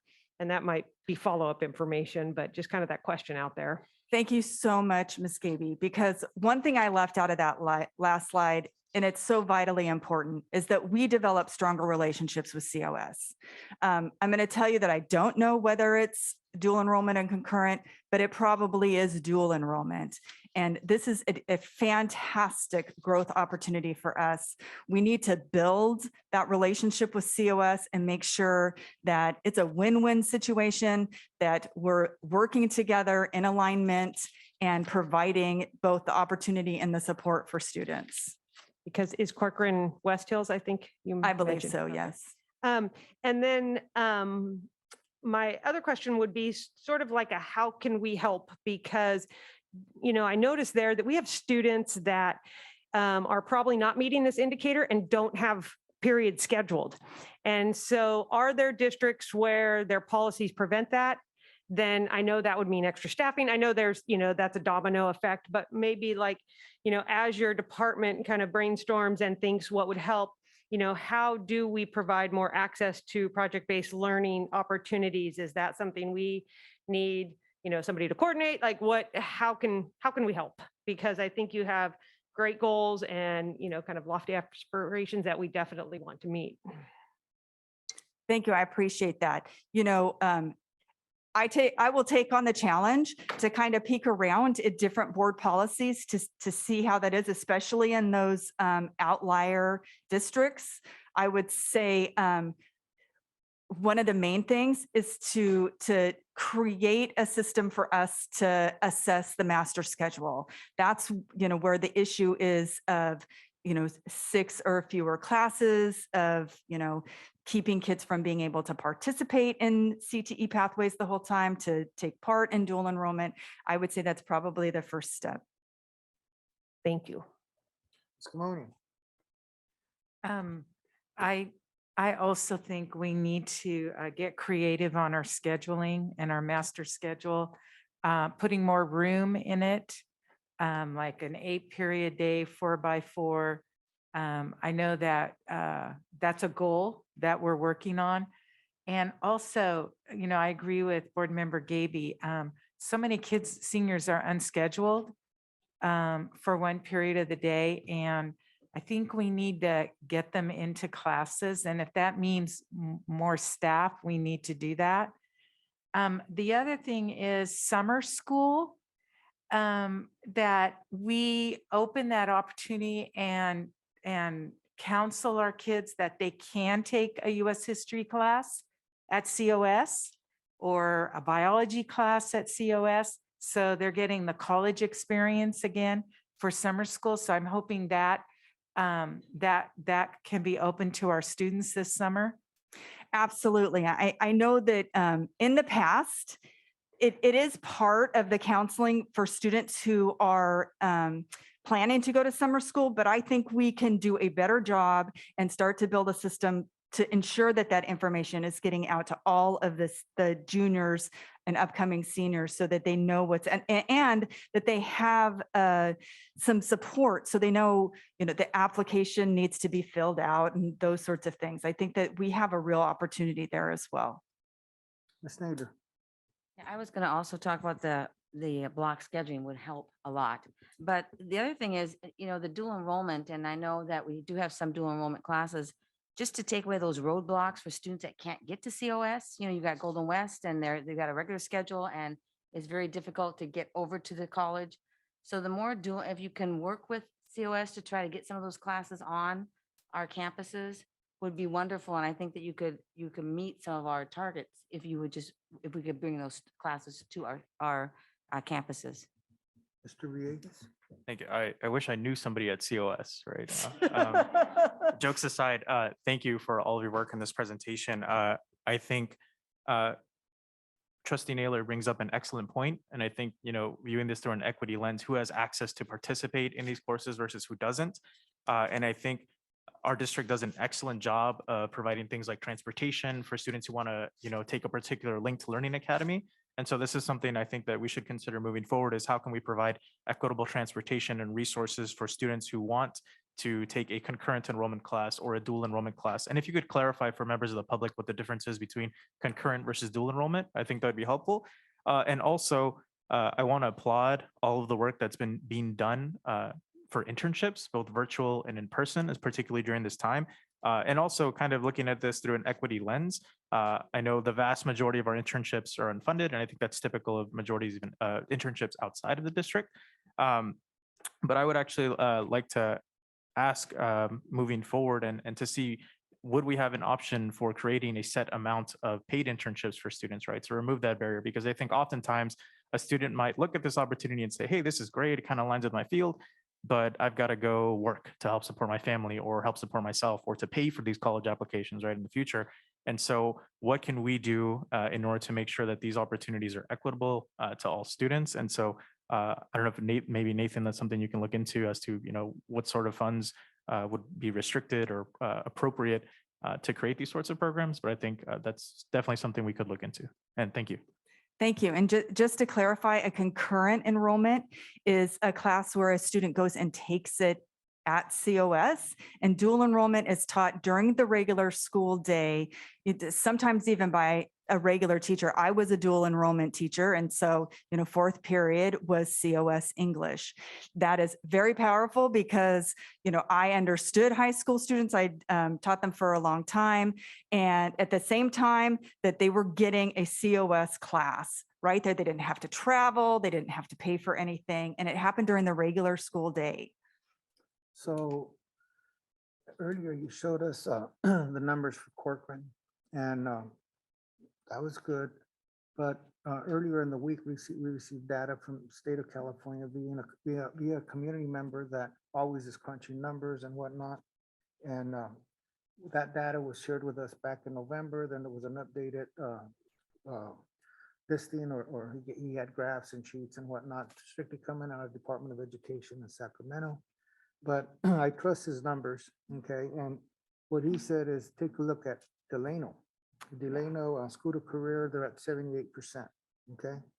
And, the reality is this, okay? And where I come from in terms of my work history, we set goals, we set benchmarks, and you know what? This is where we want to be. We are here, okay? You said earlier, this is our reality, okay? Let's deal with our reality. This is where we're at. But this is the goal that we want to attain. And I said it last month, I think, and I said, hey, we need to be at 75% on college career, college and career ready. That looks like it's an attainable goal. Other school districts are there, okay? We're not there right now. But what we're doing is you all are laying the foundation. You're talking to us in terms of the things we need to do. But still, I want to have that number there, okay? This school is here, this school is here, okay? Then let's meet and let's get our principals together and let's talk about our best practices. What do we do, or what are you doing right? What are you doing right? And let's collectively work on that so that we can come up to at least 75%, okay? I think that's attainable, and I think that should be a goal, okay? I will say that again during our planning session. Because you know what, if we're here, okay, this is what we're all doing, but we're not looking at a benchmark over there. Now, 20 years ago, and forgive me, okay, I'm older. What it is that back then we're dealing with API, okay, and back then we had some schools at 400, 500. We had some at 600, some at 700, some maybe close to 800. But basically, as a district, not a school, but as a district, we as a district set a goal of 800 API for all schools. And we as a district moved in that direction. We knew not everybody was there. We knew it was going to take a few years more than that to get to that goal. But I'll tell you, before everything changed with LCFF and everything else, we were there as a district, okay? And that's pretty much what we're asking, or what we need to strive to as a school district to. I saw a poster on the wall over here down the hall, and it had WIG, okay? I don't know if people know what WIG means, but I know what it means. It says wild and crazy goal, okay? Wild and crazy goal. We need to put those wild and crazy goals up there and we need to strive to get up there. Okay? That's what we need to do as a district to move forward. I'm not saying, hey, you know what, we're doing a bad job. No, I'm not saying that. I'm saying, as you said earlier, this is our reality, but we need to be over here. Okay? Those are my comments. And I Mr. agree with you. Oh, go ahead. Is there any- President Guerrero, I just wanted to say too, to Miss Leone and to Mr. Pacina, I think kind of jumping off of or piggybacking off of what Miss Gaby said, if there's anything the board can do, or whenever we have discussion and it's going to impact our college and career readiness, just so that we know that and that can be a part of our discussion. I'm thinking specifically, like when we were discussing the 3-year math requirement, we didn't know when we were having that discussion that 3 years is part of the AG requirements, or we didn't have that discussion, or that the state testing tests on 3 years of math. So by requiring a 3rd year, we might be further helping our scores and our college and career readiness in that regard. And so I just think that if we can be reminded of that or flag that for us when we're having those discussions, that's really helpful for members of this board, because I know we all have the same goals and we want to move towards that. And so just having that reminder of, hey, this helps with college and career readiness could be really beneficial for us in supporting you guys and making sure that we're having all that information on the table. Okay. Any other board member? I have no RSVPs on public comment. Is there anything else, Mr. Pacina? Yes, thank you, Board President Guerrero and members of the board. Thank you so much for your feedback. We appreciate the 75% goal. That's actually one of the big helps for us as a department to be able to hear that vision from the board. And so we definitely will take that on. The other piece that I did want to mention is our, Miss Leone's team does an amazing job. Paige, Joanna, Alma, if you guys know who Alma is over there, in really reaching out to the community. So they actually do know a lot of the internships that are going on through Facebook, through some of their online newsletters, but we will put a list on their website. So the list that grows internally will also grow publicly as well. So we do hear that. I just want to thank Ms. Leone, and we're excited again to have Mr. Hernandez with us. And so one thing that Ms. Leone came in from a different district, but she dived into the data right away. And she said to herself and to us and challenged us to say, what do we need to do to open up more doors for students? So I want to thank her for that. Okay, and that's all we have. Thank you. We're going to move on with our agenda. Our next item on the agenda is student representative report. We have a new representative from our students, and that is Mireya Velasquez. Welcome, Mireya. Thank you. Mhm. I'll begin my student board report with VCIS. On March 2nd, they'll be hosting their last COS application workshop. And they have about 40 students enrolled in the dual or concurrent program. The VCIS medical assistant students have started their clinical internships at Kauai Health Clinics, as well as Quail Park. Moving on to LD, last Friday, their girls and boys had basketball games against Redwood. Girls were home with the whiteout theme and boys were away with the blackout theme. They're also planning some tailgates for their winter sports. Today, they're hosting a tailgate for their boys and girls basketball, and tomorrow they'll be hosting a tailgate for their wrestling. And on February 4th, there's a winter rally, and the theme will be New Year's in New York. February 14th through the 18th will be LD's Kindness Week, and they'll host lunchtime activities as well as dress-up days. Moving on to Golden West, the Lady Blazers took a 3-1 win in a soccer game against Lemoore last Friday. Golden West Drama is continuing to rehearse for the spring musical, 42nd Street, and Golden West will host the Winter Formal Outdoors on February 12th. Moving on to Mount Whitney. On Tuesday, January 25th, the Whitney boys varsity basketball team is playing Redwood, and they will have a halftime performance from their cheer and dance team. Mount Whitney FFA had an outdoor movie night, January 19th, and they're looking forward to the upcoming formal dance taking place at Golden West on February 12th. And lastly, at Redwood, they're hosting their annual club day, and they'll have club booths as well as food to provide to their students. Redwood is having their rivalry games on Tuesday for soccer and basketball against Whitney, and they'll be hosting their monthly equity meeting this Thursday. And as well as LD, they'll be hosting their Love Week or Kindness Week from February 14th to the 18th. And that concludes my board report. Thank you. Thank you, Mireya. We really do appreciate these board reports. We really enjoy hearing the student voice in our board meeting, okay? Thank you very much. We'll move on to board member reports. Mr. Villegas. Thank you. I, along with many of my colleagues on the board, had the pleasure of attending the VUSD Adult School graduation. It was really powerful, very inspiring to see students succeed during these times. I also want to thank our curriculum team for the presentation, and I also wanted to thank them for hosting a parent night, an informational night for the linked learning academies, where they had great attendance. And I would love to see similar informational events for dual enrollment and concurrent enrollment. I would love to play a part in that as well. If you need me, I will gladly, step in to talk about the benefits of it, having taught many students myself. With that being said, I would like to request more information on how we might be able to provide paid internships for students and paid internship opportunities, and what funds can we allocate towards that. And finally, I'm grateful for our partnership with Mobile Med, which hosted a vaccination clinic at the Global Learning Charter Center, I believe within the last week, if not 2 weeks ago.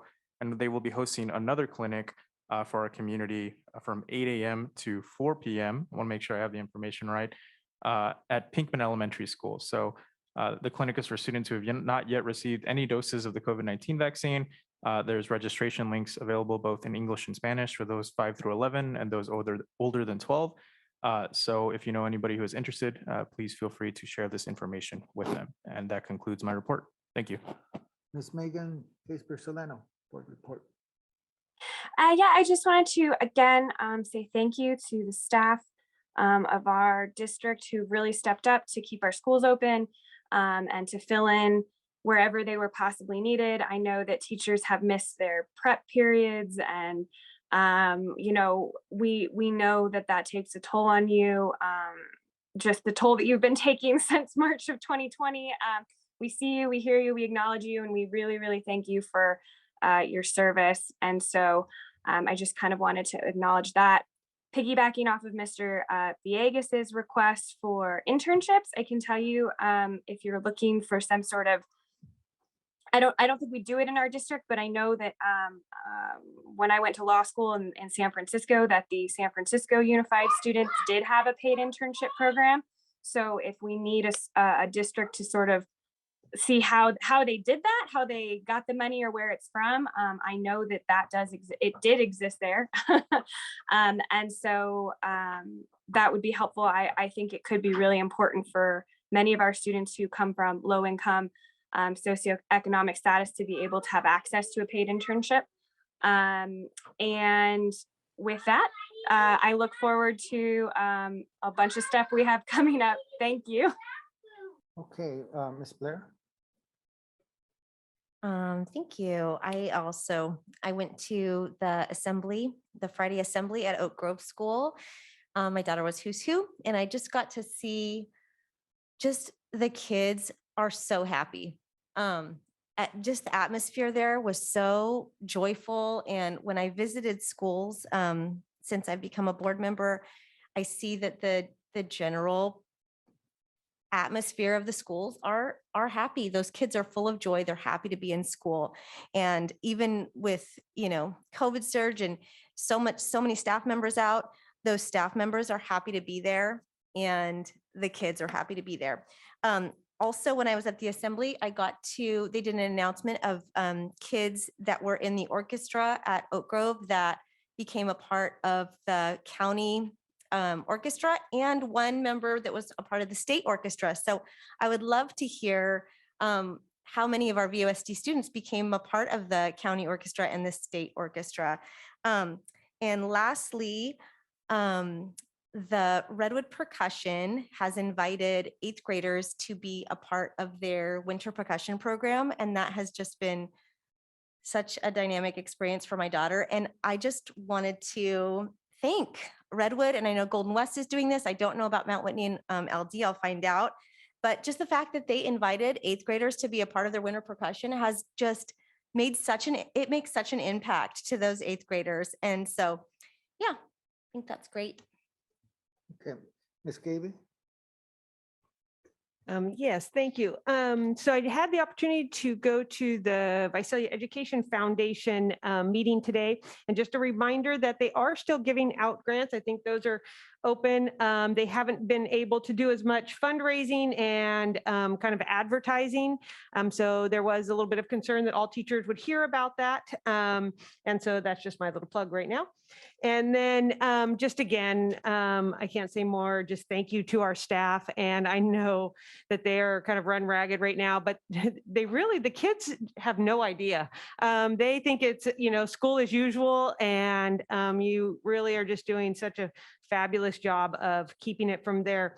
And lastly, it's also kind of really neat to see that some of our teachers are taking some of those newfound like technology learning and kind of innovative practices. And my daughters they're in 5th grade, just learning an instrument. So you can imagine how that's going. But they came home from school and recorded their test and sent, and then posted it to their teacher. And I thought, what a difference from having to listen to every student one by one and take up that whole class period. And so thank you to our teachers that are in the midst of this and the urgency that's going on, but also innovating in this time and thinking, how can we, also do things a little different as we come out of here. So again, thank you. Thank you.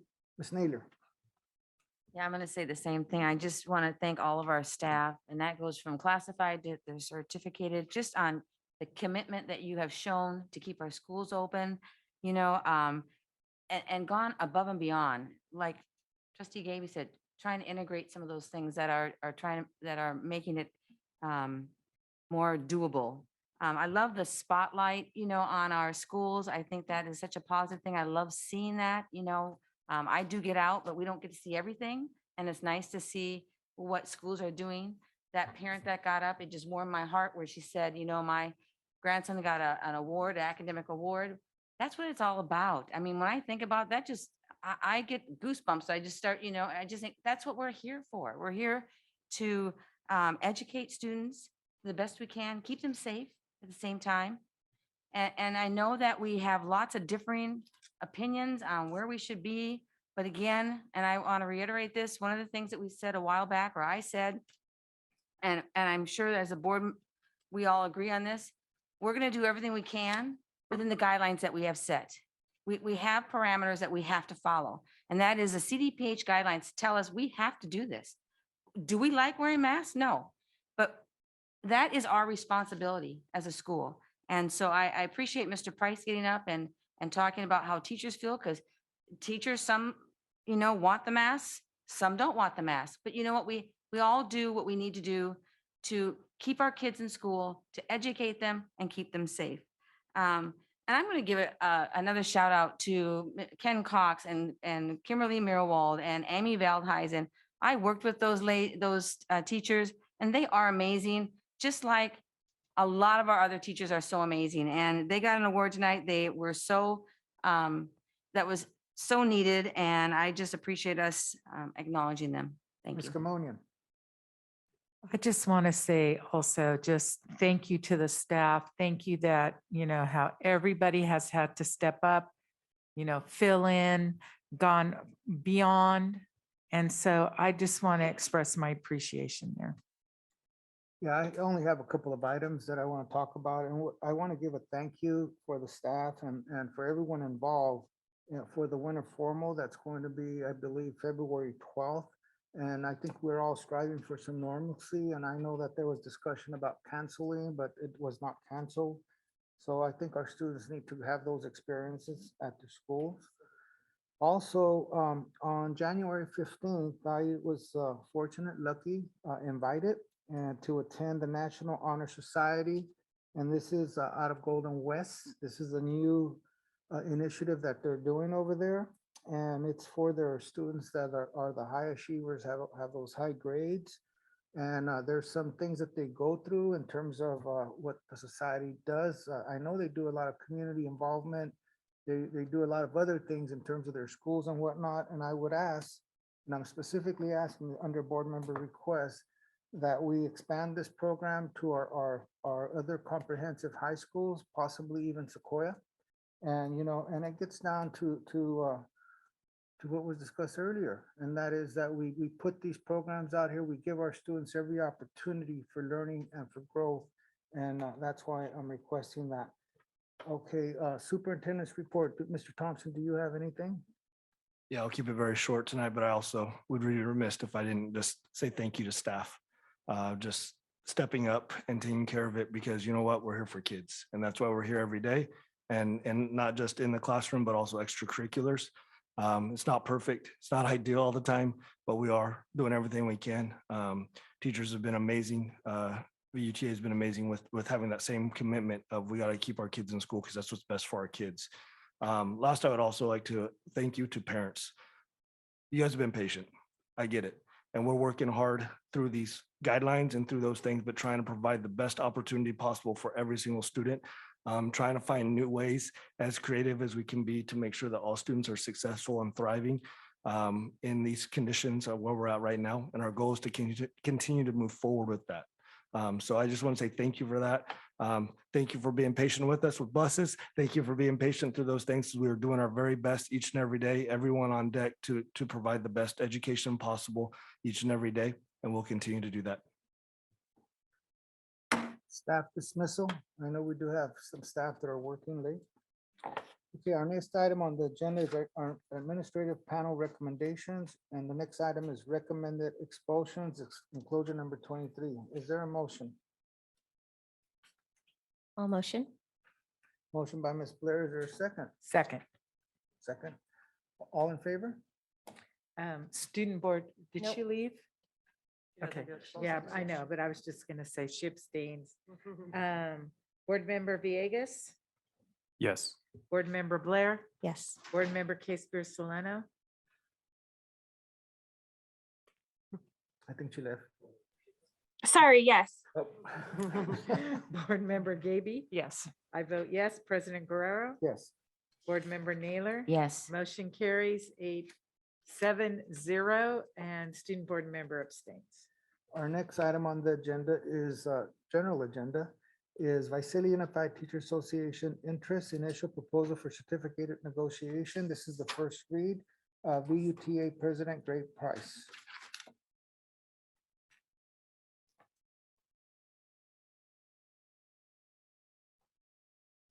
I'm sure you're very excited to see me up here again. Greg Price, Visalia Unified Teachers Association President. Luckily, you're going to find out this is short and sweet. I did forget to add something earlier about the liability coverage, just so that everybody here is aware. My teachers also, should they shirk the CDPH guidelines, they can be held personally liable and lose all of their liability protection. So I want to make sure I've reiterated that to my teachers as well, that this is something we have to keep following. Now, on to the business at hand. These are the 2022-23 VUTA Sunshine proposals. VUTA and VUSD mutually agreed to open the following articles. Article 8, class size. Article 10, salaries. Article 12, employment benefits. VUTA will open up 2 articles, Article 3, safety conditions of employment, and Article 5, hours of employment. VUTA has an interest in examining class sizes to further enhance the educational experience of our students. VUTA also seeks to create a salary and benefits package that is competitive with our surrounding benefits and district. The purpose of maintaining a strong compensation package is to ensure that the USD will be able to attract and retain the best educators available for our students. Another focus in bargaining is to place language in the contract regarding special education and best practices for handling interventions and disruptive student behavior.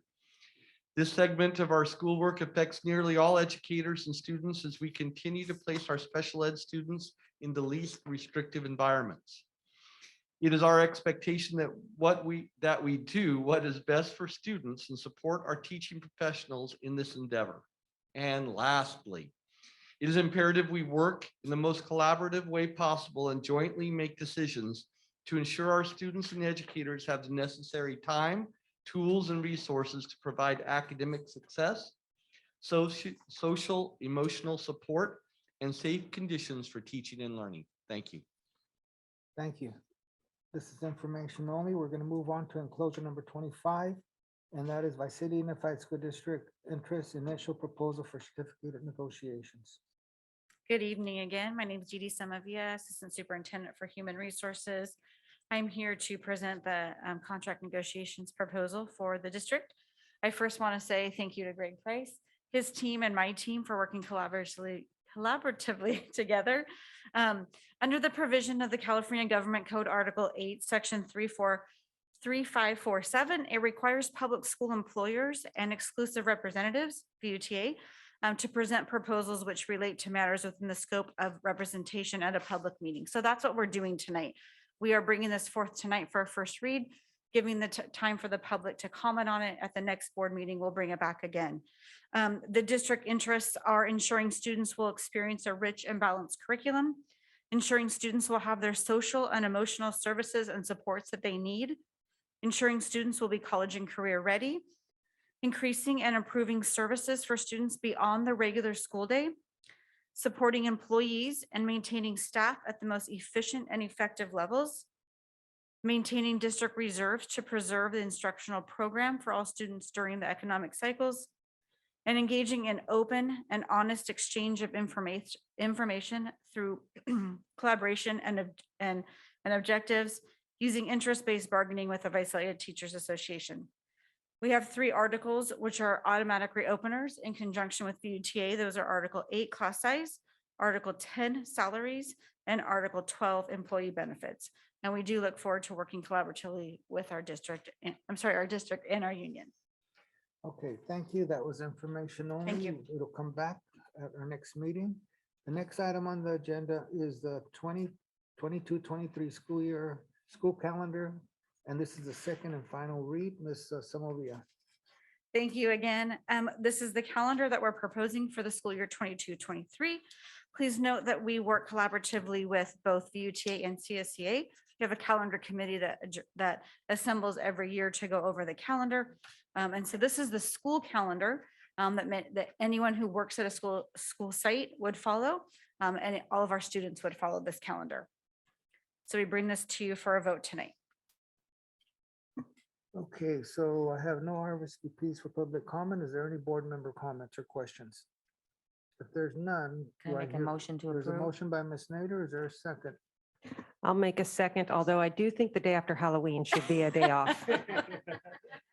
I there hear is a- you. there We is a have to have second? enough school days in that first semester, which is difficult, unless we want to start the beginning of August.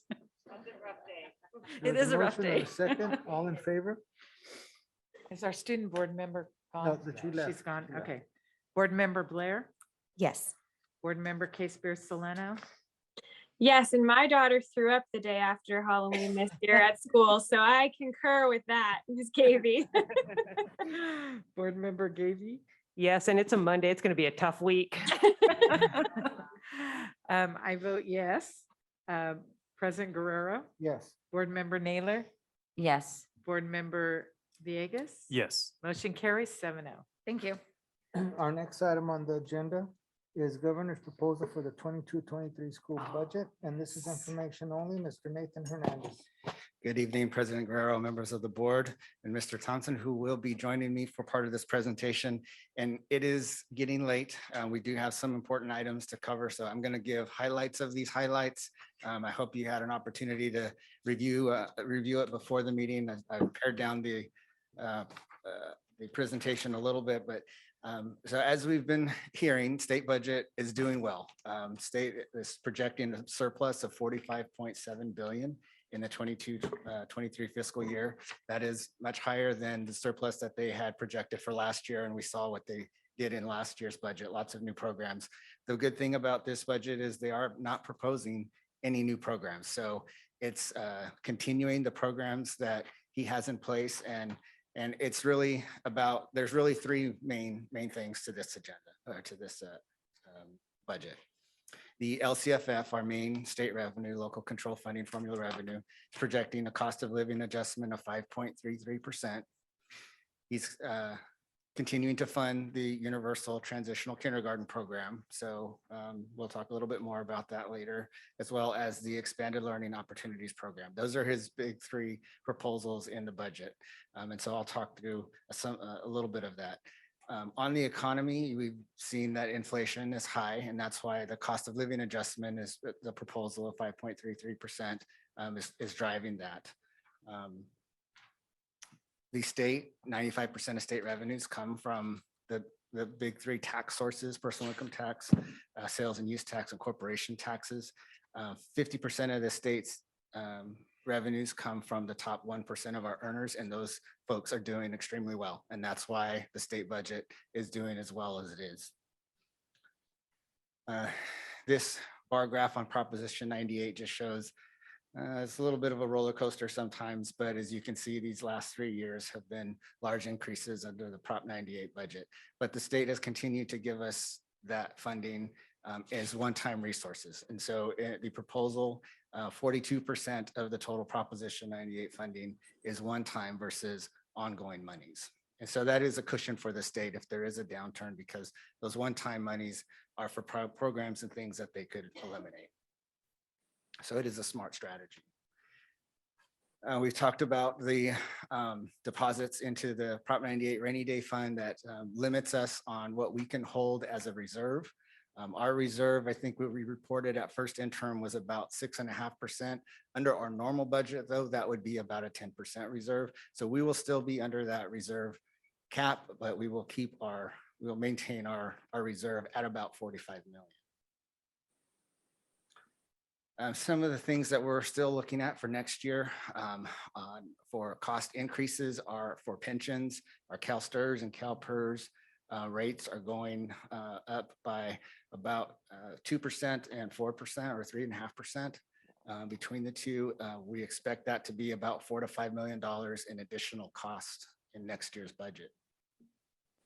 And when we look at the funding with the 5.33% COLA, that increase in revenues in our budget is about 13 million. We are projecting some decline in our ADA.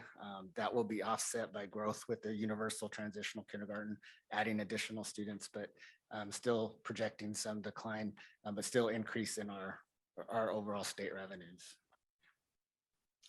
We'll spend some time talking about the cliff.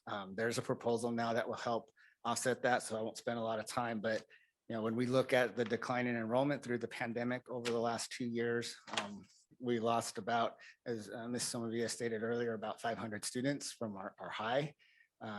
But ADA is not just enrollment, it's also attendance, and attendance has not been very good, even with independent study, as we've tried to offset some of the absences from quarantines and illness. We are still much lower in attendance rates than we have been in past years. Again, there's a proposal to help soften that landing, but again, we're still just a proposal. This is the governor's January budget. So I listed some of the major things in his budget proposal, talked about some of those. And Mr. Thompson's going to talk about the two big ones in this budget.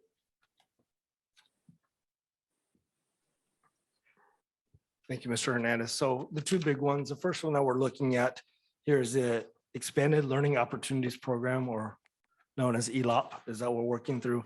And just a quick overview of ELOP is really additional programming. So what it lays out is that school days, that there'd be opportunity for a 9-hour school day, meaning before school opportunities, after school opportunities.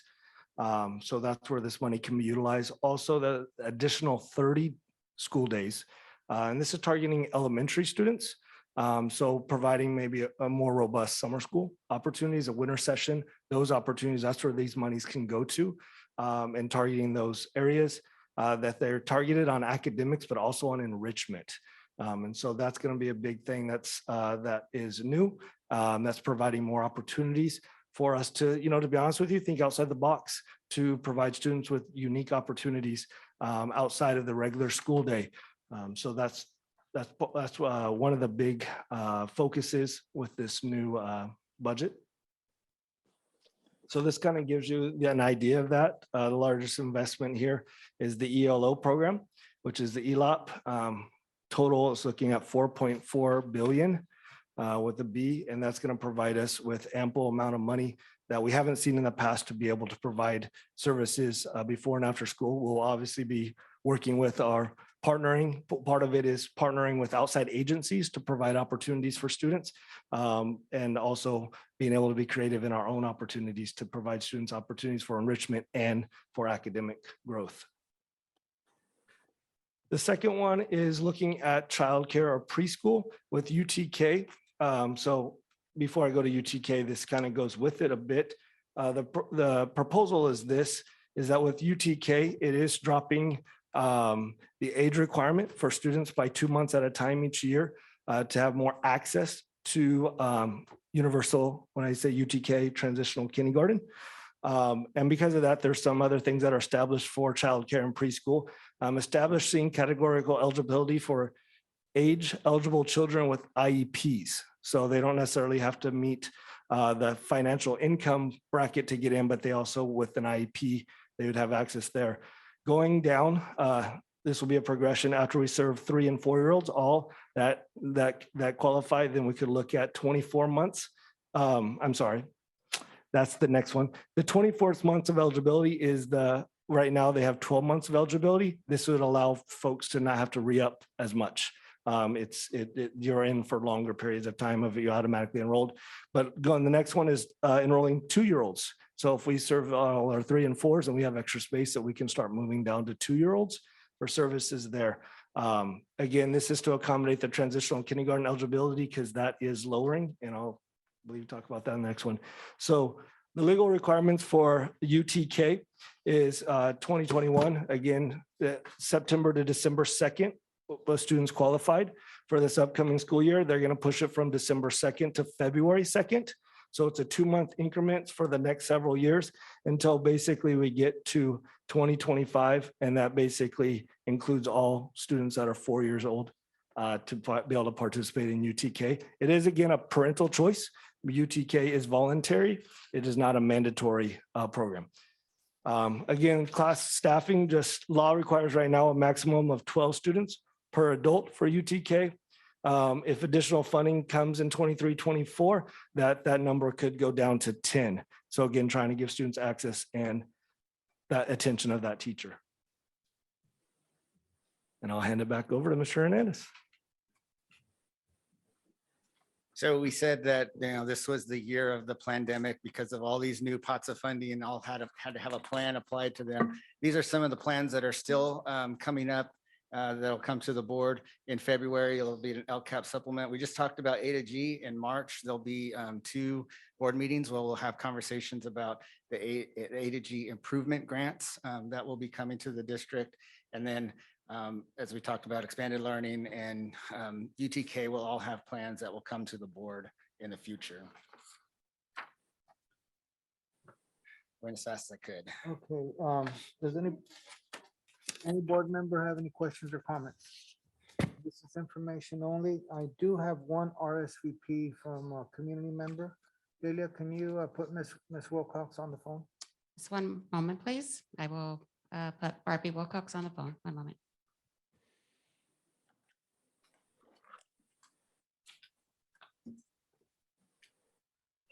Ms. Wilcox, you are now live with the Board of Education. You may begin your comments. Good evening, everyone. My name is Barbie Wilcox.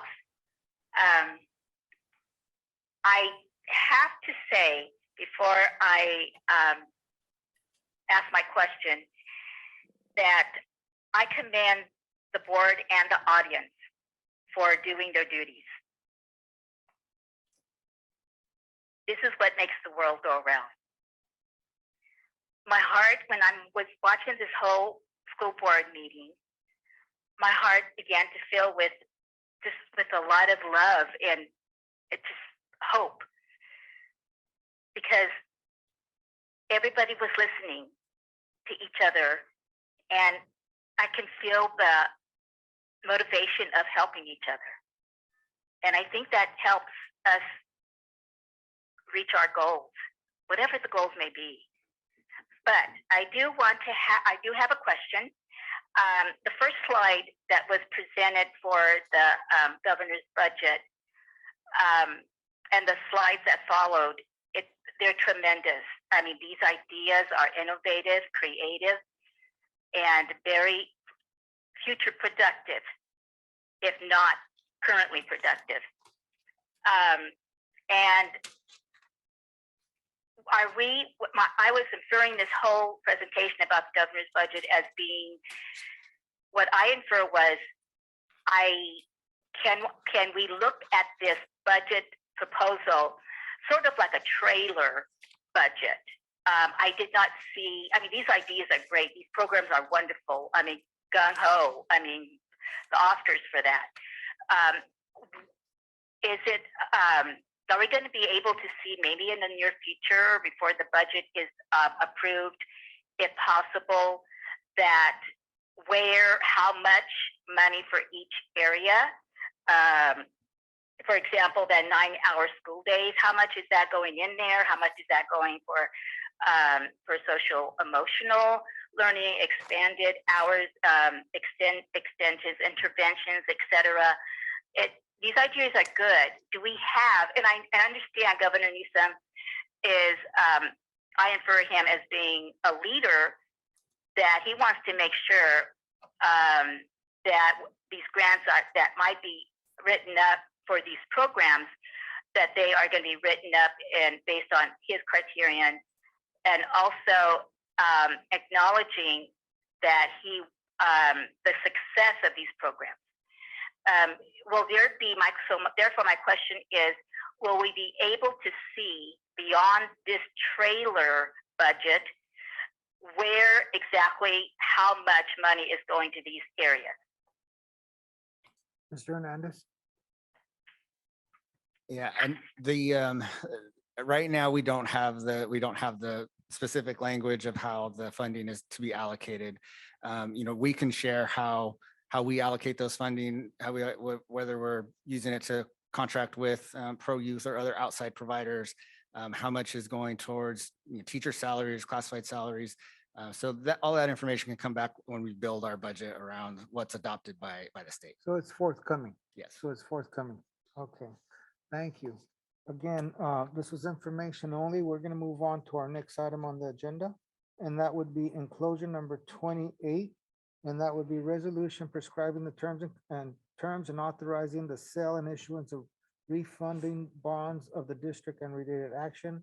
Mr. Hernandez, and joining us via Zoom, Matt Coker with Government Financial Services, and Stacy Toledo with Parker and Covert LLP. Good evening again. This item is the resolution that authorizes the sale of those refunding bonds. So I'm thankful that Mr. Kolker and Ms. Toledo are joining us tonight. If there's any questions related to the items or any questions related to the documents that are being presented. So the resolution tonight establishes the amount of the refinancing. It establishes the threshold for savings on whether we move forward or not. And then it approves the form of all of the legal documents. So I won't go through each of the legal documents here, but if you have specific questions, we can talk about those.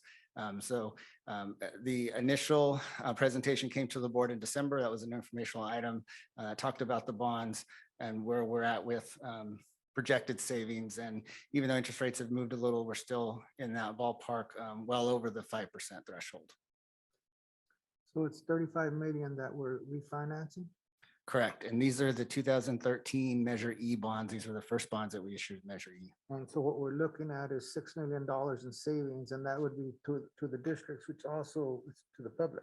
The savings are to the taxpayers because this is a Right. general obligation bond that comes through property tax. So That's yes. clear. Okay. Any board members have any questions or comments? So this is an action item. Is there a motion? I'll motion. Mr. Villegas has a motion for approval. Is there a second? I'll second. Second by Ms. Gaby. All in favor? Board Member Case Beer Soleno, Yes. Board Member Gaby. Yes, I vote yes. President Guerrero, Yes. Board Member Naylor. Yes. Board Member Villegas. Yes. Board Member Blair. Yes. Motion carries 7-0. Okay, thank you. Our next item on the agenda is synergistic contract renewal, first read. Eric Kerr, Chief Operations Officer, and Jonathan Ward with Synergistic. Good evening, President Guerrero, members of the board, Mr. Thompson.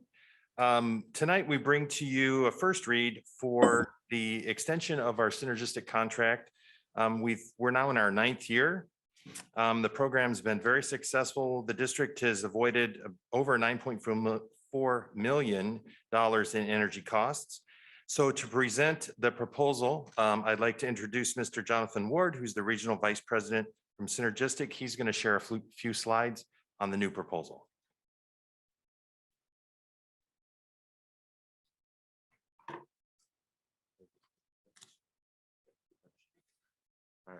Thank you, Board President Guerrero, and thank you, members of the board, for inviting me today to talk a little bit about the continual partnership with Synergistic. Hopefully, all of you are familiar with the great work that you have all been doing in the partnership already, and we just want to discuss how we can continue to that great work and continue to drive savings for the district in the utility space. So just a little history for some of those of you in the public, or maybe for new board members. Just a little background history on Synergistic. So we were founded in 1986, actually, by a board member in Wichita Falls in West Texas, actually realized there was a lot of waste being made in the utility space in his school district. And I call it Synergistic 1.0. And that is when they formed a team, not quite as robust as it is now. And they started realizing that there's different strategies and ways to save the district funds for particular projects for the district. So that's what we're doing here. And to date, we've saved over $6 billion over the 35 years for school districts and redirecting those funds back into the school budget.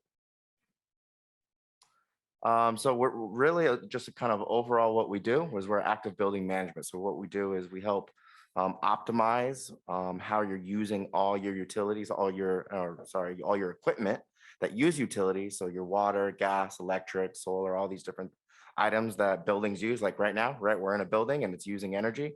I like to say buildings don't use energy, people do, right? And so that's what we're in the business of helping, making sure that we're always optimizing how we use all the buildings and using them at the best ability and most efficiently as we can. We do this by having energy specialists. Also, we use it with some patent technology, which is called the GreenX platform. I won't talk about that tonight. I'll probably bore you all to death. But yeah, that's an overall of kind of what the program does. This is something new, actually, that we just started this, actually kind of a little bit last year, but it's the Synergistic community. So we really want to get more engaged. So for the last for the last 35 years, really, we've been kind of in the back. We're always in the facilities people. The facilities people know us. Maybe some of the principals know us. Board members just kind of know us when we do report. But what we want to do is really get more involved with the students. We want to get involved in STEM programs. I heard a lot today in internships. I don't make the decisions there, but maybe there's an opportunity there for some sort of energy internship or something. There's a lot more opportunities here. And so we're going to start getting more involved in actually providing different curriculum, little opportunities. If teachers would like, they can put it in there. And so we could talk a little bit more about that at a different time. But this is really neat. I think this is really going to be, going to take the program to the next level, bringing awareness, not just to the facility folks, but really even to the kids. Some of the best stories I hear at some of the districts is when the board members say, hey, they have a student in the district and their son or daughter is now annoying them at home, telling them to turn the lights off, or, hey, we don't need the air conditioning, I'm cold, these type of things. And I think that's what the Synergistic community will do. This is your program to date. So you've been doing a great job, really. It's a stellar program within the state. And so these are some highlights of the program. So $9.8 million in cost savings to the district. And 36 buildings Energy Star certified. So that's actually you meet, there's stringent requirements that you have to meet to be Energy Star rated. And so when we partner with you, we go through that, we do all the paperwork and all that. And then we apply for that. And so 36 of your buildings actually were Energy Star certified. So that's a big, it's just a big statement to your community, because if you're Energy Star, you're also saving the taxpayer dollars by not just, wasting the dollars out to the utilities companies. This is kind of a graph of of how you've done on your energy use. So you've done a really great job and continuing to bring that down. You started at an energy use index of around 45-ish, and you're down to 34. And we think we can really continue to drive that down a little bit further. The red line there is once we actually did a study about 2 or 3 years ago, and most of our clients that are not maintaining a program and their costs just kind of go up. There's just a lot of change, right? Board members change, superintendents change, maybe facilities people change, and the program just kind of goes to the wayside. And then the old habits kind of creep back up. And the next thing you know, some of the stories are they're spending more than where they started before. So it's really bad. So anyways, that's the goal of continuing the partnership. And this is the numbers for the partnership here. So kind of what we're proposing is we want to continue to drive that savings of $4.3 million over the years 9 through 11. Again, there's a guarantee in the savings. So you basically what that means is the cost of the program won't exceed all the investments in the program. It's going to be for a 36 months extension to your current agreement. So that would start in April 2022. And you can see the fixed rate there. So that's a 32% less than what you're currently paying, your average monthly rate. But the big difference here actually is we're going to be providing an energy specialist now. So that's going to be another asset from we're going to be paying for this employee for the district we want to be a little even more laser focused, because if I go back here, right, to get that green line to get down, it's going to be difficult. We're really going to need to do our job in getting the energy down. So we're going to be adding a dedicated full-time on-site synergistic energy specialist to the program to help your already excellent program. And that's kind of at a high level, everything there. I think another part, just one last thing I'll highlight is healthy buildings. I think that's a big, right? We talked a little bit about that in the beginning. Everyone has kind of the concerns about ventilation and things like that. And that's another part of the program is we're going to be taking, the energy specialist is taking CO2 readings when they're going into the buildings, and we actually have that built into the app. So the superintendents can be able to see, hey, they can open at any time, and you can kind of see, hey, when's the last time the CO2 readings and things like that. So you can kind of monitor that. So I know that's a kind of a big thing these days. So, and that's it. If you have any questions. Yes, do board members have any questions or comments? Okay, Mr. Kerr, this is our first read, so I think we're coming back in 2 weeks. Do you have a question? I have one quick question. Sure. The dedicated full-time employee, now would be that our employee or is that your employee? So it's going to be our employee, but they're going to be embedded in the district. So we're going to be paying the salaries and everything that for this employee. Okay. But this employee is going to be here for all 3 years of the extension. Okay. So, and you're involved also in the hiring process. So when we find somebody, we actually go through you and your human resources, and they have to meet the requirements that you have, but also culturally, because that's a big part of the program. We need to find somebody that meets the culture of Visalia. Like, so we usually tend to like to find someone that lives in you eat, breathe, and sleep Visalia. You're a taxpayer of Visalia, and you really care about the community. So that's going to be a person that we're looking to find. Okay. Joy, that was me in 2013, right? Okay. I knew. That's why I wondered because I remember that Yeah, piece. exactly. Okay, this is information only. We'll talk about this in 2 weeks again, okay? Thank you very much. The next item on the agenda, and it's the final item on the agenda, and that is enclosure number 30, notice of intent to employ certificated personnel and approval of variable term waiver request for speech language pathologists. Thank you, Mr. Guerrero. I'm going to do that for my seat here tonight.